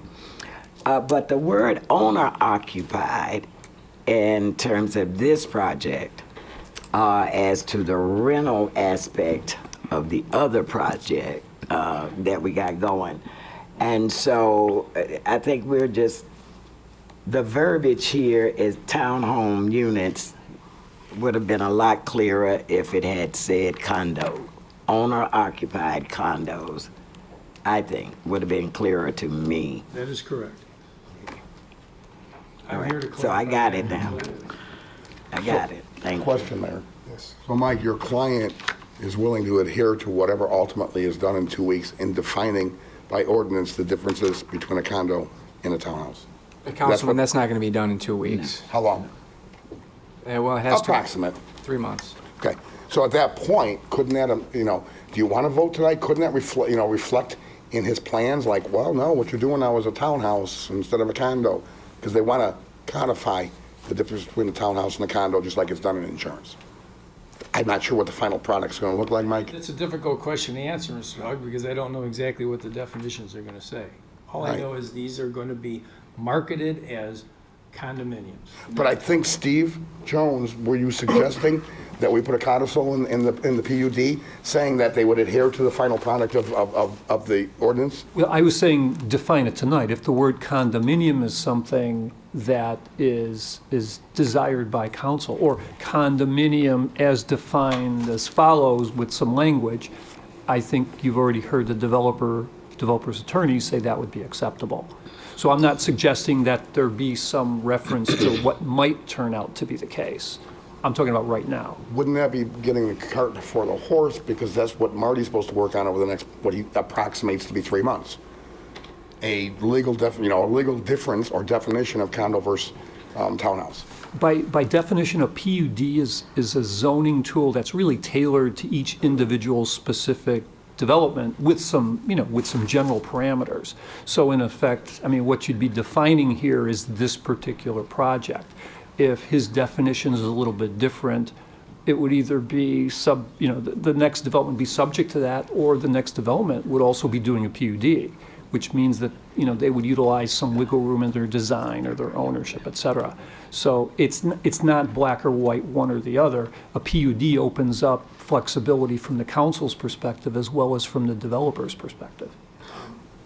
I'll offer a suggestion of compromise here. We'll be happy to table the matter till the next meeting of the city council, provided, and because I can tell you that it is extremely simple and easy for the city attorney to come up with a definition of condominium by the next meeting. It's something we can do tomorrow morning and have it done. So I will get with Marty, we'll come up with a definition of condominium, we'll add it to the PUD, and I think we'll come back, and I believe we'll satisfy the council that this is a condominium. There's no reason to wait 3 months, let alone even 2 weeks, to get a definition of a condominium when that is a well-known, defined term in the law. So we'll come back, I'll work with Marty, and Marty, I know Marty can get this done. He has plenty of time for the next 2 weeks to do that. Are you looking for a motion to table, Mike? And can I just explain why it would take so long? Because it has to go before the Plan Commission, land use, public hearing, and then back. That's why it's not. So it won't be done in 2 weeks? No, not for us, because we're putting it in the PUD. Right. Okay. All right. You looking for a motion to table? I'll compromise and say we'll table the matter, we'll come back to council.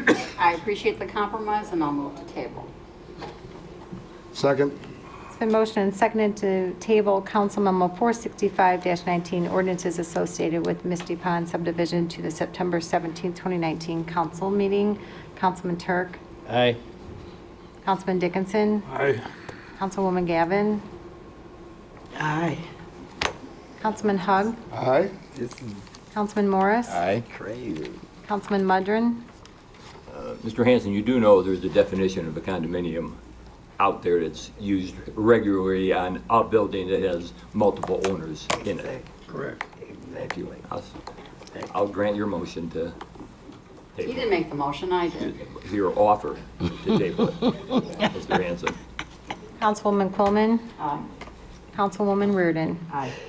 Motion carried. Council Memo 465-19 was tabled to the September 17th council meeting. Under resolutions, Council Memo 467-19, a resolution updating and amending the city manager job description. It's recommended said resolution be adopted. So moved. Second. Motion seconded to approve. Councilman Dickinson. Aye. Councilwoman Gavin. Aye. Councilman Hug. Aye. Councilman Morris. Aye. Councilman Mudron. Aye. Councilwoman Quillman. Aye. Councilwoman Reardon. Aye. Councilman Turk. Aye. Motion carried. Council Memo 468-19, a resolution authorizing execution of a lease agreement between the City of Joliet and Will County for 10 South Chicago Street. I believe the interim city manager would like to discuss this item. Thank you. This was tabled at our last council meeting. It was to allow our legal department to do a little bit of research to see whether the city's purchase of 10 South Chicago had any sort of lease provisions tied to it with the previous owner. The legal department said that any agreements that we had with that previous owner had expired a number of years ago, so there's no interference that we would have with subsequent ownership to lease this to the Will County Specialty Courts Program. So from the perspective of the city, we're free to go. So we're gonna finally start collecting rent on this building after 7 years? You are correct, sir. We actually did collect a little bit of rent from some of the engineering presence, but this will be real money. It's recommended said resolution be adopted. So moved. Second. It's been motion seconded to approve. Councilwoman Gavin. Aye. Councilman Hug. Aye. Councilman Morris. Aye. Councilman Mudron. Aye. Councilwoman Coleman. Aye. Councilwoman Reardon. Aye. Councilman Turk. Aye. Councilman Dickinson. Aye. Motion carried. Council Memo 469-19, a resolution recognizing the Neighborhood Watch Group of Hampton Glen subdivision. It's recommended said resolution be adopted. So moved. Second. Been motion seconded to approve. Councilman Hug. Aye. Councilman Morris. Aye. Councilman Mudron. Aye. Councilwoman Quillman. Aye. Councilwoman Reardon. Aye. Councilman Turk. Aye. Councilman Dickinson. Aye. Councilwoman Gavin. Aye, and welcome. Motion carried. Council Memo 470-19. I would make a motion to table. Hold on a second. I'm not gonna recognize that yet. I have a question. Council Memo 470-19 is a resolution approving a property tax abatement with Harbor Freight Tools, Texas Centerpoint Intermodal Center. It is- Steve, you know you had a meeting this afternoon. What's the recommendation on this? To table, there's still a little bit of information needed between Centerpoint and Harbor Freight. This doesn't involve the city, it's the parties at hand on the private side. So Harbor Freight actually was sending people, but they pulled back, waiting for this information to be resolved. Okay, thank you. Motion. So is there a motion to table Council Memo 470-19 to the September 17th, 2019 council meeting? So moved. Second. Been motioned and seconded to table. Councilman Morris. Aye. Councilman Mudrin. Aye. Councilwoman Quillman. Aye. Councilwoman Reardon. Aye. Councilman Turk. Aye. Councilman Dickinson. Aye. Councilwoman Gavin. Aye. Councilman Hug. Aye. Motion carried. Council Memo 470-19 is tabled to the September 17th, 2019 council meeting. Council Memo 471-19, a resolution authorizing execution of an intergovernmental agreement between the County of Will and the City of Joliet for funding of improvements for the Fairmont Water and Sewer System. It's recommended that resolution be adopted. So moved. Second. Motion seconded to approve. Councilman Mudrin. Aye. Councilwoman Quillman. Aye. Councilwoman Reardon. Aye. Councilman Turk. Aye. Councilman Dickinson. Aye. Councilwoman Gavin. Sister Delinda, Ms. Harriet, I want to thank you for the organizing work and all the meetings and getting everybody involved on this project. I also like to thank this council as well. Major lift, but a good lift. I vote aye. Councilman Hug. Aye. Councilman Morris. Aye. Motion carried. Council Memo 472-19. A resolution authorizing execution of an intergovernmental agreement between Lockport Township and the City of Joliet for transfer of ownership of the Fairmont Water and Sewer System. It's recommended said resolution be adopted. So moved. Second. It's been motioned and seconded to approve. Councilwoman Quillman. Aye. Councilwoman Reardon. Aye. Councilman Turk. Aye. Councilman Dickinson. Aye. Councilwoman Gavin. Aye. Councilman Hug. Aye. Councilman Morris. Aye. Councilman Mudrin. Aye. Motion carried.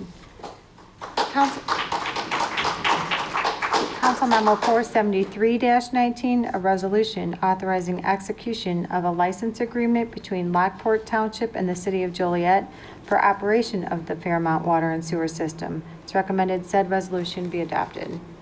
So moved. Second. It's been motioned and seconded to approve. Councilwoman Reardon. Aye. Councilman Turk. Aye. Councilman Dickinson. Aye. Councilwoman Gavin. Aye. Councilman Hug. Aye. Councilman Morris. Aye. Councilman Mudrin. Aye. Councilwoman Quillman. Aye. Motion carried. Council Memo 474-19, a resolution authorizing execution of memorandums of understanding with Plainfield Fire Protection District. This includes a memorandum of understanding for automatic aid, memorandum of understanding for use of training facility and tower, and a memorandum of understanding for the boulevard. It's recommended said resolution be adopted. So moved. Second. Been motioned and seconded to approve. Councilman Turk. Aye. Councilman Dickinson. Aye.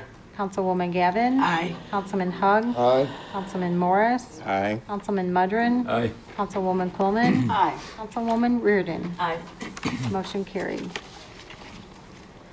Under award of contracts, Council Memo 476-19, award a contract for security services at Riverwalk Homes Apartments with Benford Protection Group for up to 2 years in the amount not to exceed $650,000 annually. Council Memo 477-19, award a contract for Genetec security support. Council Memo 478-19, purchase a spare deep well pump. Council Memo 479-19, award a contract for the 2019 roadway resurfacing contract C. And Council Memo 480-19, renew community notification system. It's recommended council memos 476-19 through 480-19 be approved. Mayor? Yes. Before we move forward and get any kind of a motion, I would like, I think I've asked before, but maybe not, I'd like a question answered, a couple of questions, when it comes to the decisions of the former Evergreen Terrace Mills Riverwalk homes. Certainly I'm aware that if, the city of Joliet chose to quote-unquote invest taxpayer dollars and they're 50% owners of it. And I can't remember the name of the company. What's the other company? Holston is the other 50%, and as equal partners in shares, if you will, the city has veto power. Am I correct as I'm explaining it? Yeah, I believe so. Okay, and the previous city manager, not the current ones, and the previous legal department told us the reason we needed to do this was to separate it from the city to eliminate liability. Now, I had my doubts at the time, and I think you expressed your doubts, but that was the sales pitch that we're by having a separate LLC, we're shielding us, the city as a whole, from liability. Why are we voting on management decisions then? That reintroduces our liability, I would suspect, because you can't tell a judge, well, Your Honor, the city's got nothing to do with it besides ownership. We're making these decisions. And to that point, who would actually make the payment for $650,000? Is it the LLC, or is it coming out of our general fund? If you know. The LLC does? Can you step forward, Ken?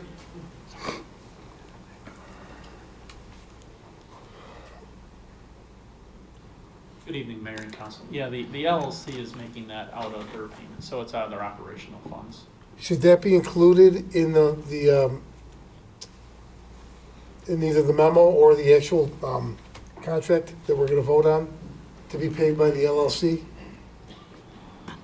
Mayor, in the council memo, it does reference that it'll be paid out of operations. I just wonder if we should formalize that. Sure. Well, and Mayor, but my parallel question to that is, the LLC, I'm no lawyer, you are, so you're going to correct me if you need to, is a separately recognized entity separate of the Joliet as a city, as an unincorporated municipality. Am I correct? Well, right. So allegedly, yes. Right. So if there's any truth to what we were told some years back in 2014, 2015, that this LLC as a separate entity shields the city from liability, I don't think that will exist if we continue to make management decisions as an actionable item on our governmental agendas. Marty? It's a great question, since there's no precedent, because this has really never been done before, as we all know. Oh, I thought there was hundreds of cities that did it. Okay. So. Well, I never believed that the LLC did protect Joliet. Right. But to your point, this would be another nail in the coffin of that argument. On the liability issue. Did you need time to address that? I don't know if you can, because, like I said, it's never. I mean, in the light of, I use the word transparency, it's probably best to at least show it to council. Well, that can be done in a report, just like we do our committee reports. That doesn't have to be an actionable voting item. And this is not the first time we've done this, voted on the management of a separate LLC. It seems to be becoming a habit. So, if there never was, then that means we were misled to begin with, any protection by creating this LLC. If we weren't misled and there was, now it seems like we're breaking that wall of separation between the city and the separate LLC. And that concerns me. But what you're saying, Marty, if I understand it, you could certainly come up with an opinion. You might even come up with an opinion now. But really, you can't base it on precedents, because we have absolutely zero precedents from sea to shining sea. No, we're going to find out when we get sued. That's when we'll learn. Well, then I would move at this point to remove this item from the list and take it as a separate item if that's, if we're going to move forward with it. I won't even bother to make a table motion, but remove the item on the Evergreen Terrace to... Vote on 476-19 separately. Yes, please. So first, we will vote on Council Memo 476-19, which is award a contract for security services at Riverwalk Homes Apartments with Benford Protection Group for up to 2 years in the amount of not to exceed $650,000 annually. Is there a motion? First, a question. Yes. We've got 5 people signing off on this memo recommending it. Is that still your recommendation? I didn't. No, so 5 people.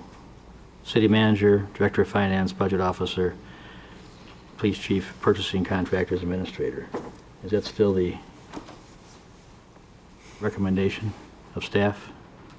From the city manager's perspective, this is the first I've heard of these LLC legal liability issues. So if there is a legal concern about that, I would say that trumps any of our, intervention in getting this memo forward. Clearly, if there's a second way of doing this that shields the city from that liability, I would say that's an acceptable way to proceed. But again, I'm gonna rely upon Corporation Counsel here because that's the concern. I mean, one thing we would probably end up doing is sitting back down with Holston and coming up with some sort, that's what we'd probably end up doing on this. I think Councilman Hunt's point is a fair one. How do we have authority to award that contract if we're not responsible for what happens on that property? Because we're really talking about both sides of our mouth. The city's not responsible, we're shielded, the LLC takes all the liability, but as a council, we're making all these decisions. Mayor, I would table it until we get some clarification to put all our minds at ease, because it's absolutely needed, but we don't need the liability either. So until we get clarification from Holston, I think legally, Marty, what do you think?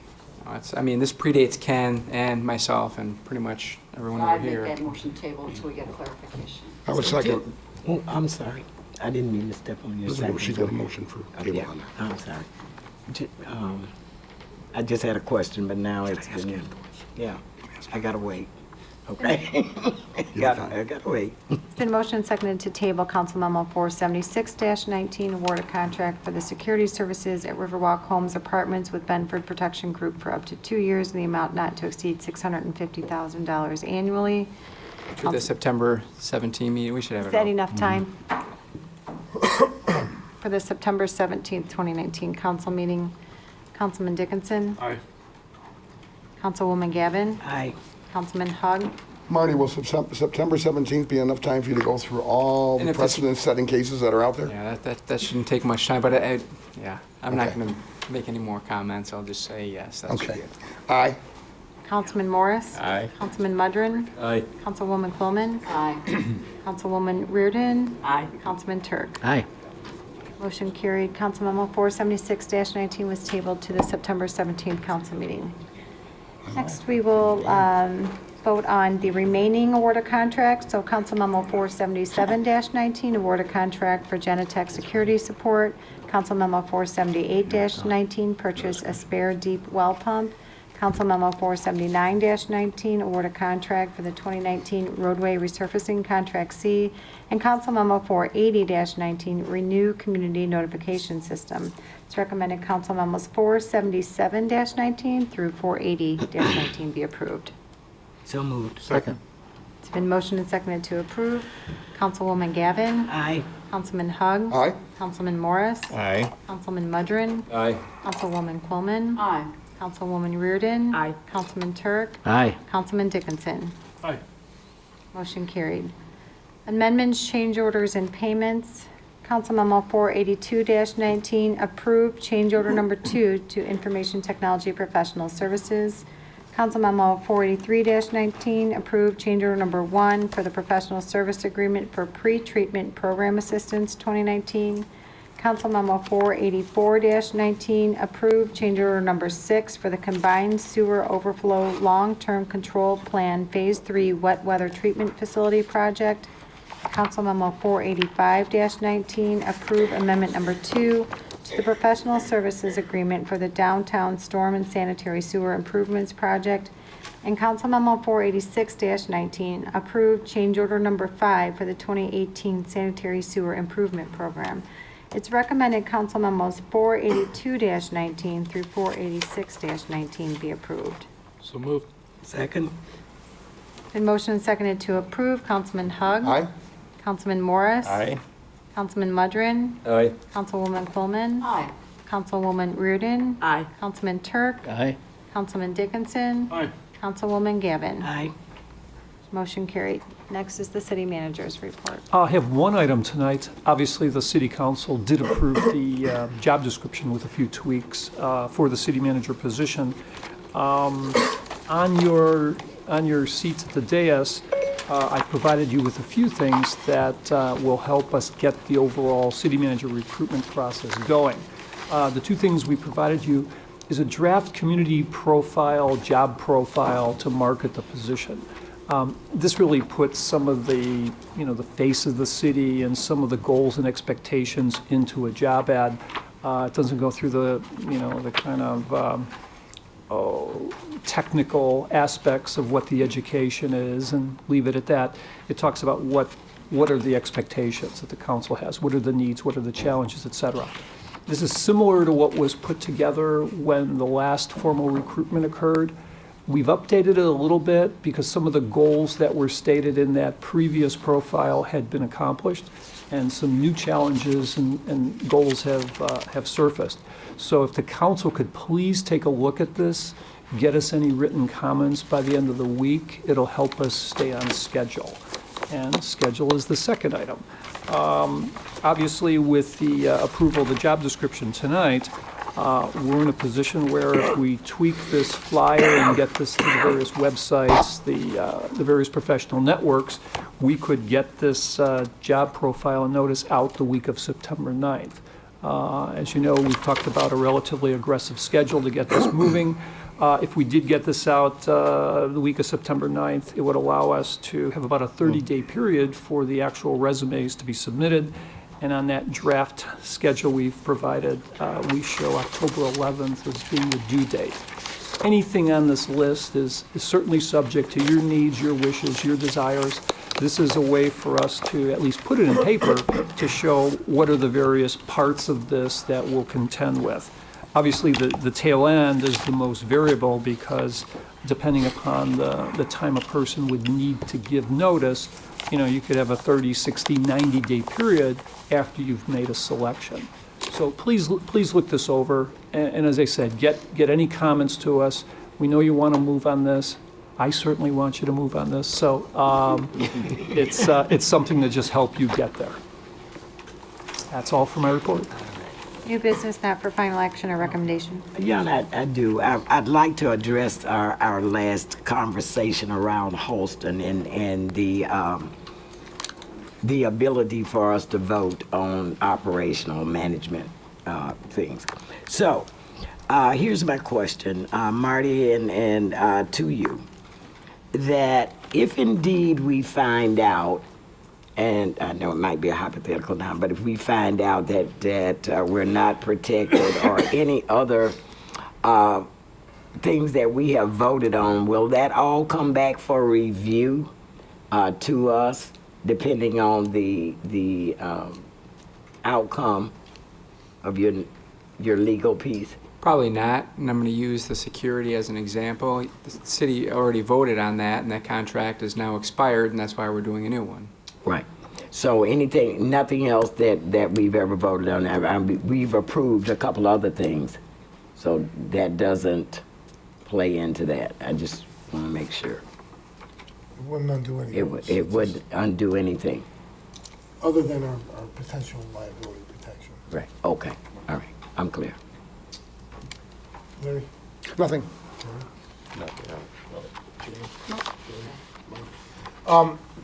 Steve or Marty, I said at the last meeting I was going to appoint three-person, I don't know if committee is the right word, maybe panel, to vet the applications that come in and then forward who's going to actually come in for interviews. So I said at the last meeting it'd be Councilman Turk, Councilwoman Quillman, and myself. Do we need a formal vote on this, or is this just an ad hoc committee or a panel? It'd be ad hoc. Ad hoc. We agree. Okay. We all agree. Well, then it's done. So is this an ad hoc, Mayor? Yes. That's all I have. Next is public comments. Is there anyone that would like to speak under public comments this evening?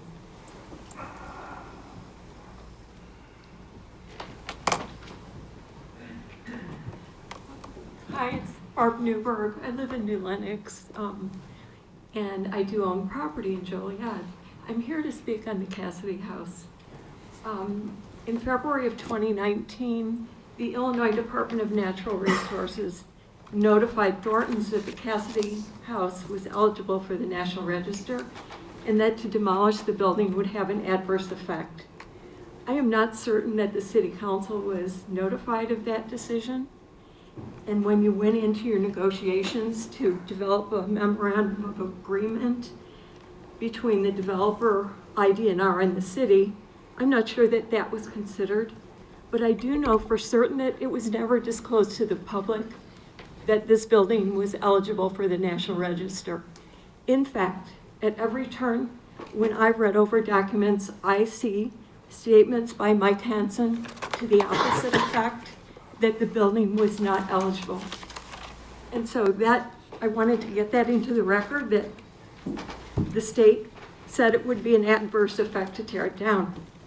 And then the other thing I wanted to address is why did this come up so abruptly that people started to notice and get upset so recently? So I went back to last year. In September and October of last year, there was extensive discussion at Zoning Board and Historic Preservation Commission about the willingness of the developer to relocate the house. Now, some 10 months later, Thornton's, without making a public announcement that I'm aware of, seems to have given up on moving the structure. They filed for a demo permit in mid-August. And I'm curious, does Thornton's have a timeline on the progress that was made with the one citizen that wanted to relocate the house? I do know that the city planning department developed cost estimates for moving the structure. And if the prospective owner of the Cassidy house, when it was relocated, could not afford this project, were members of the public given an opportunity to participate or bid to become owners of the Cassidy house? I believe the answer is no. This is too important a house to hinge its fate on one citizen's ability to finance. Some of you may recall that in 1993, the E.B. Brown building had to be demolished to accommodate Harris. The state deemed the building eligible for the National Register. It had to be put on the market for 1 year. Marketed as a historic property, at the end of the year, they allowed it to be demolished. I'm not sure why a similar thing didn't happen with the Cassidy house. George Cassidy was very important. He was one of our pioneer settlers. He had developed over 400 acres of land, platting it on the east side of Joliet as early as 1837. His residence that he built in 1851 was located on 80 acres. It was a palatial residence. He was a very prominent man, very involved in the community. This house could be an anchor for tourism. And so what I am questioning is, could there be a delay in the demo and allow this property to go up for some kind of auction? And if an interested party could afford it, that the city would work with them to move it to that lot, a few lots to the east, and actually have it stay as a residence in the community. And so those are my comments. Thank you.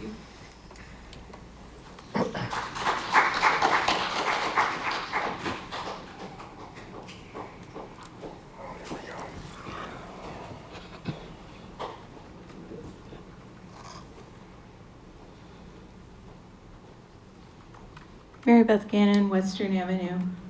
I'm here to talk to you tonight about facts. Facts.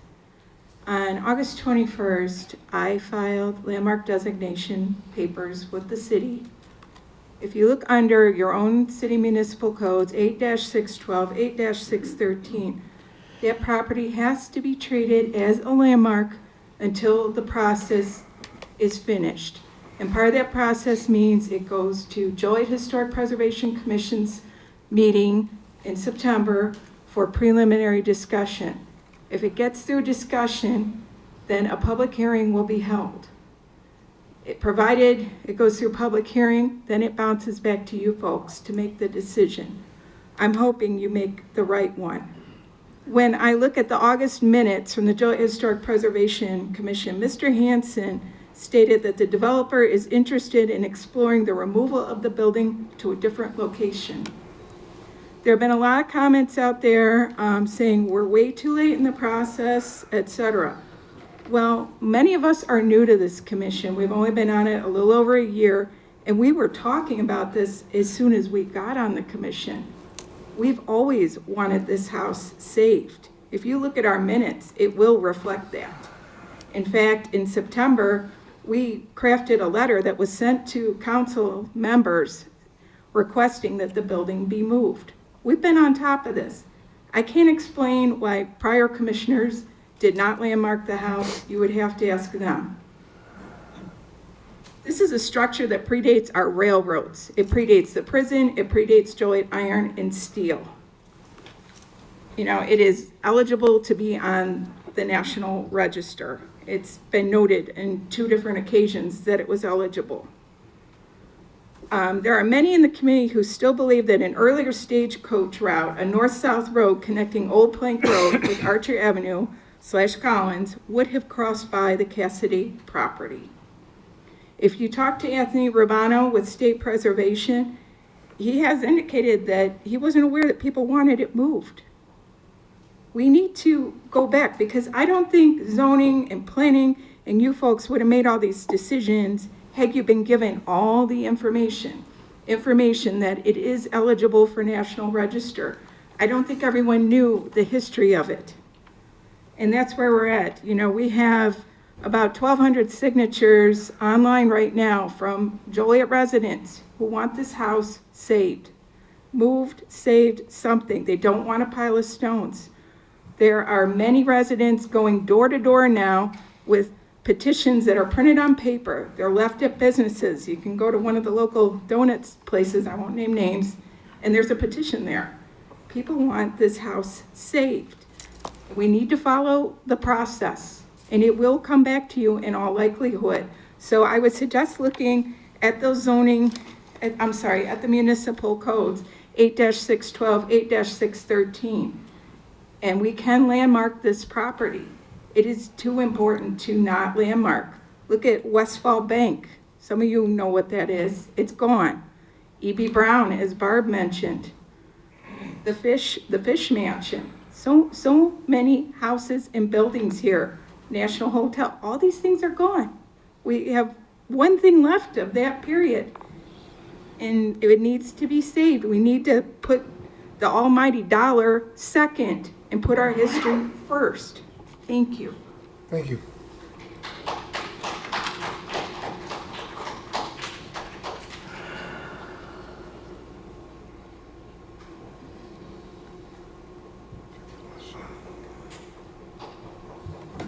Good evening, Mayor and Council. James Keegan. The George Washington Cassidy House could be Joliet's oldest home. 80 acres of land purchased in the year 1836. Possible stagecoach house. Strong link to Abraham Lincoln with the famous libel court case, Fithian versus Cassidy. Abraham Lincoln acting as attorney. The city of Chicago faced a similar dilemma with its oldest home, the Henry B. Clark House. The Clark House also had to be moved twice. Built circa 1836 on only 20 acres, it stood near Michigan Avenue and 17th Street. The husband, Henry B. Clark, died of cholera in 1849. The cholera epidemic took many lives, like the Irish canal builders buried near here at St. James of the Calisag Church. The Clark House survived the Great Chicago Fire of 1871. For fear of another great fire, the house was moved that same year in 1871. During moving, a packet of papers was discovered, which Clark buried when he built the house.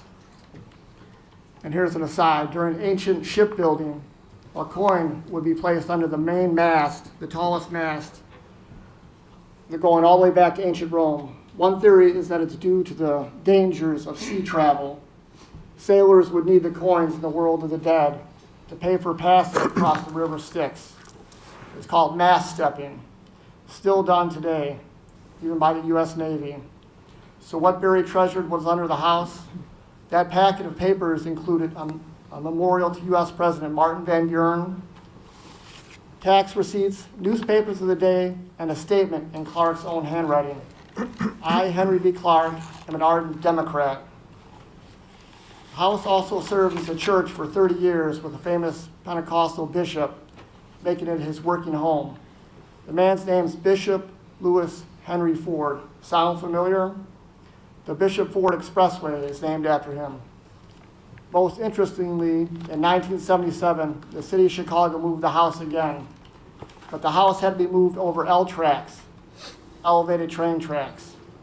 It was a cold December night and the hydraulic equipment froze and the house sat suspended next to the L tracks for 2 weeks until the weather warmed. Joliet, if you fail in September 2019, you fail for 200 years. In the late 1970s, Joliet almost tore down the Rialto Square Theater to put up a parking garage. Do not say yes to the parking garage at the gas station. I referenced Abraham Lincoln, and I'll end with an Abraham Lincoln quote. I like to see a man proud of the place in which he lives. I like to see a man live so that his place will be proud of him. Thank you. Thank you.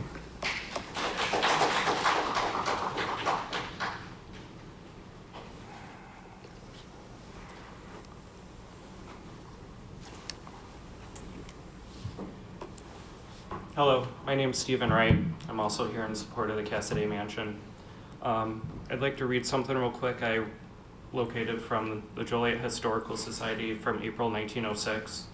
All residents here know the old stone buildings along Bluff Street, Joliet, and other streets near the river are brimming with history, memories, the very look of their walls being enough to tell the most unimaginative that these walls have looked down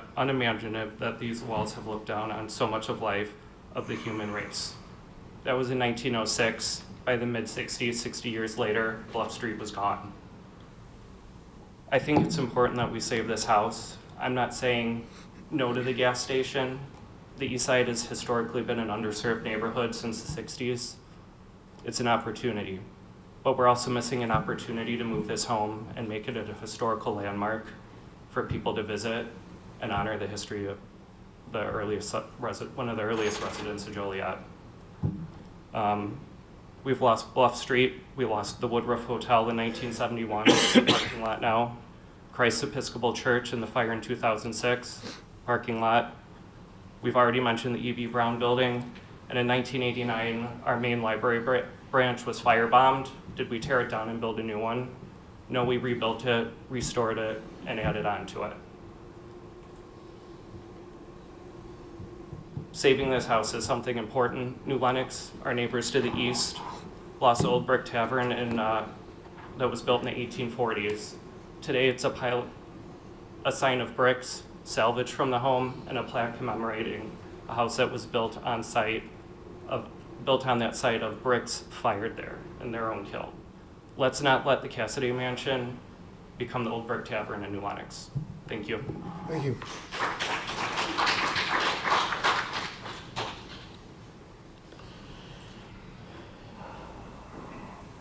My name's Dave Castleberry. I was here a couple weeks ago, and I'm back here to answer some questions. We're looking at this house to be saved, $172,000 to move it, $24,000 for the electrical work, $14,000 for, that's for the electrical work, $28,000 for the basement, $24,000 to the city of Joliet, $15,000 for the police department, and $20,000 for sidewalks and improvement. The house would be moved 1,200 feet down the road. I did talk to the house moving company. They said it's still possible the house could be moved in about 45 days. If the city got off their butts and done what should be done, this could be done. So it's up to you guys. Look the other way, let the big dollar do the job, or you save history. Thank you.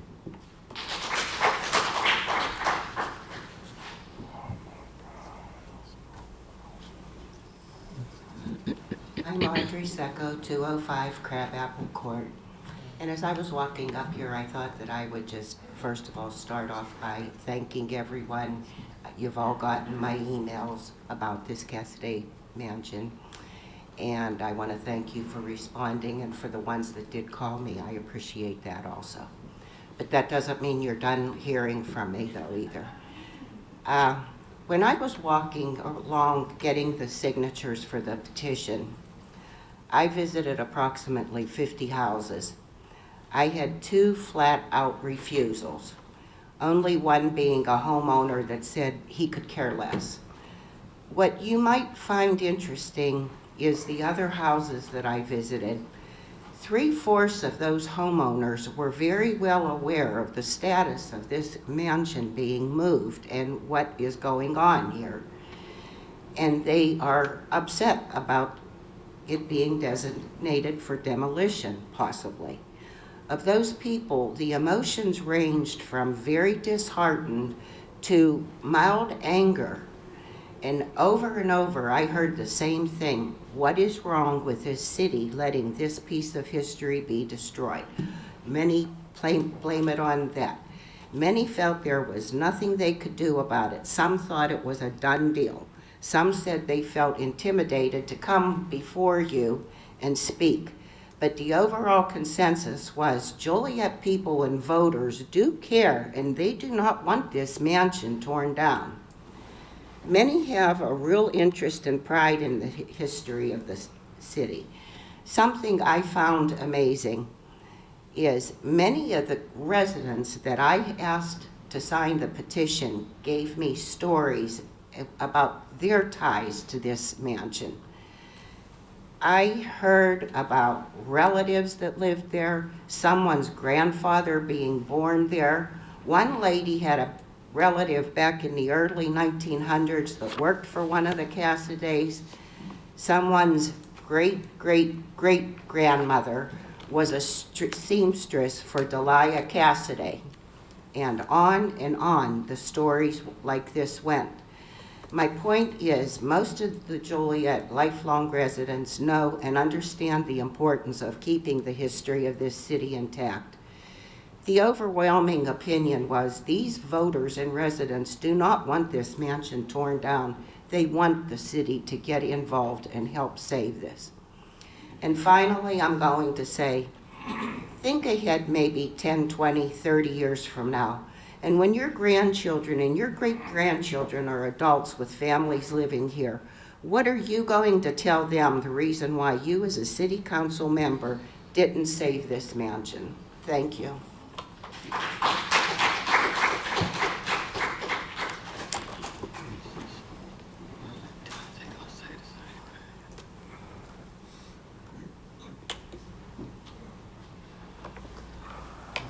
I'm Ed Seco, with 205 Crabapple Court. I haven't known Mary Beth Gannon very long, but I've come to understand that she believes in what she's doing with all of her soul. She's working to save this mansion, but also to save the soul of Joliet. Soul is born from history and learning. If we continue to destroy the history of Joliet, we will also destroy Joliet's soul. It will become a place where people are, but it won't have any real meaning without a history. I'm not saying all history is more important than growth, but they should be able to coexist. Part of the city government job should be protecting the soul of the city at the same time as planning its growth. That's why the first time I spoke here, after listening to all that was said, all I could think was, this is bizarre here. Here we are with all these questions and no answers, and it just doesn't make any sense. That's why I believe the demolition permit should be held up until all avenues for saving the Cassidy Mansion are explored, the questions answered, and a decision made that is justifiable and fitting for the soul of Joliet. Thank you. Thank you.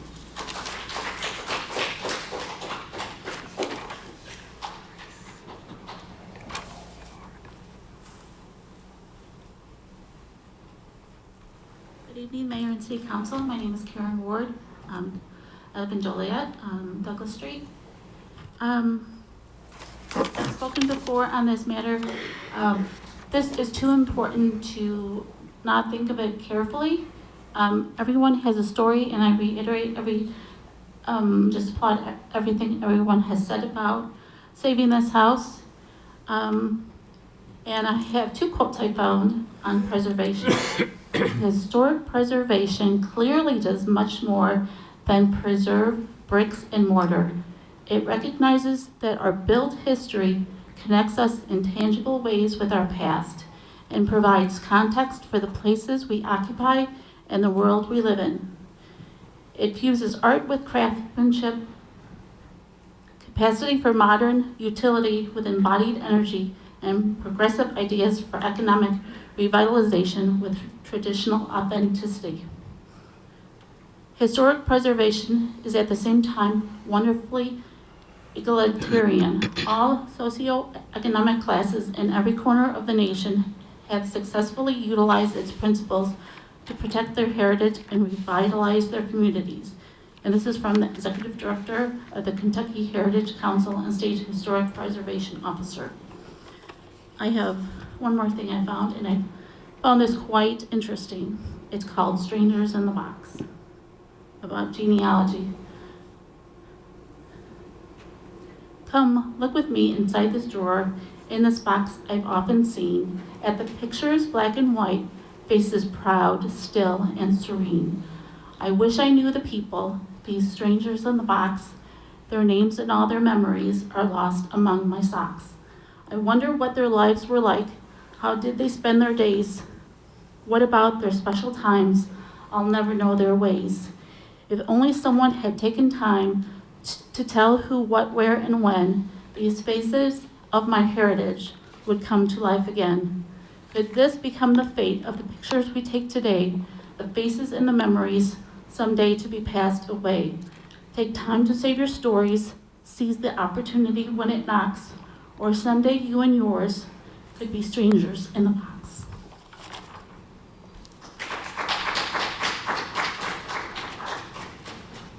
Is there anyone else that would like to speak under public comments?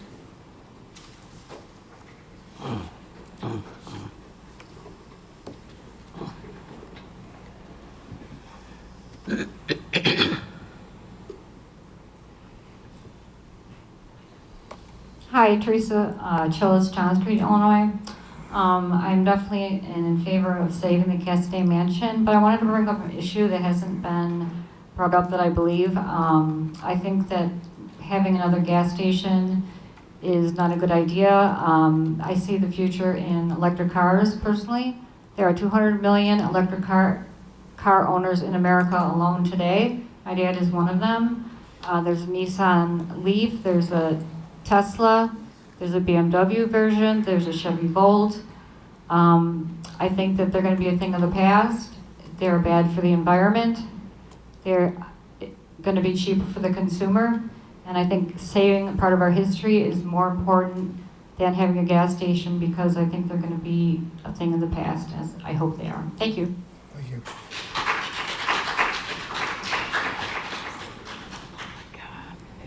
Yeah.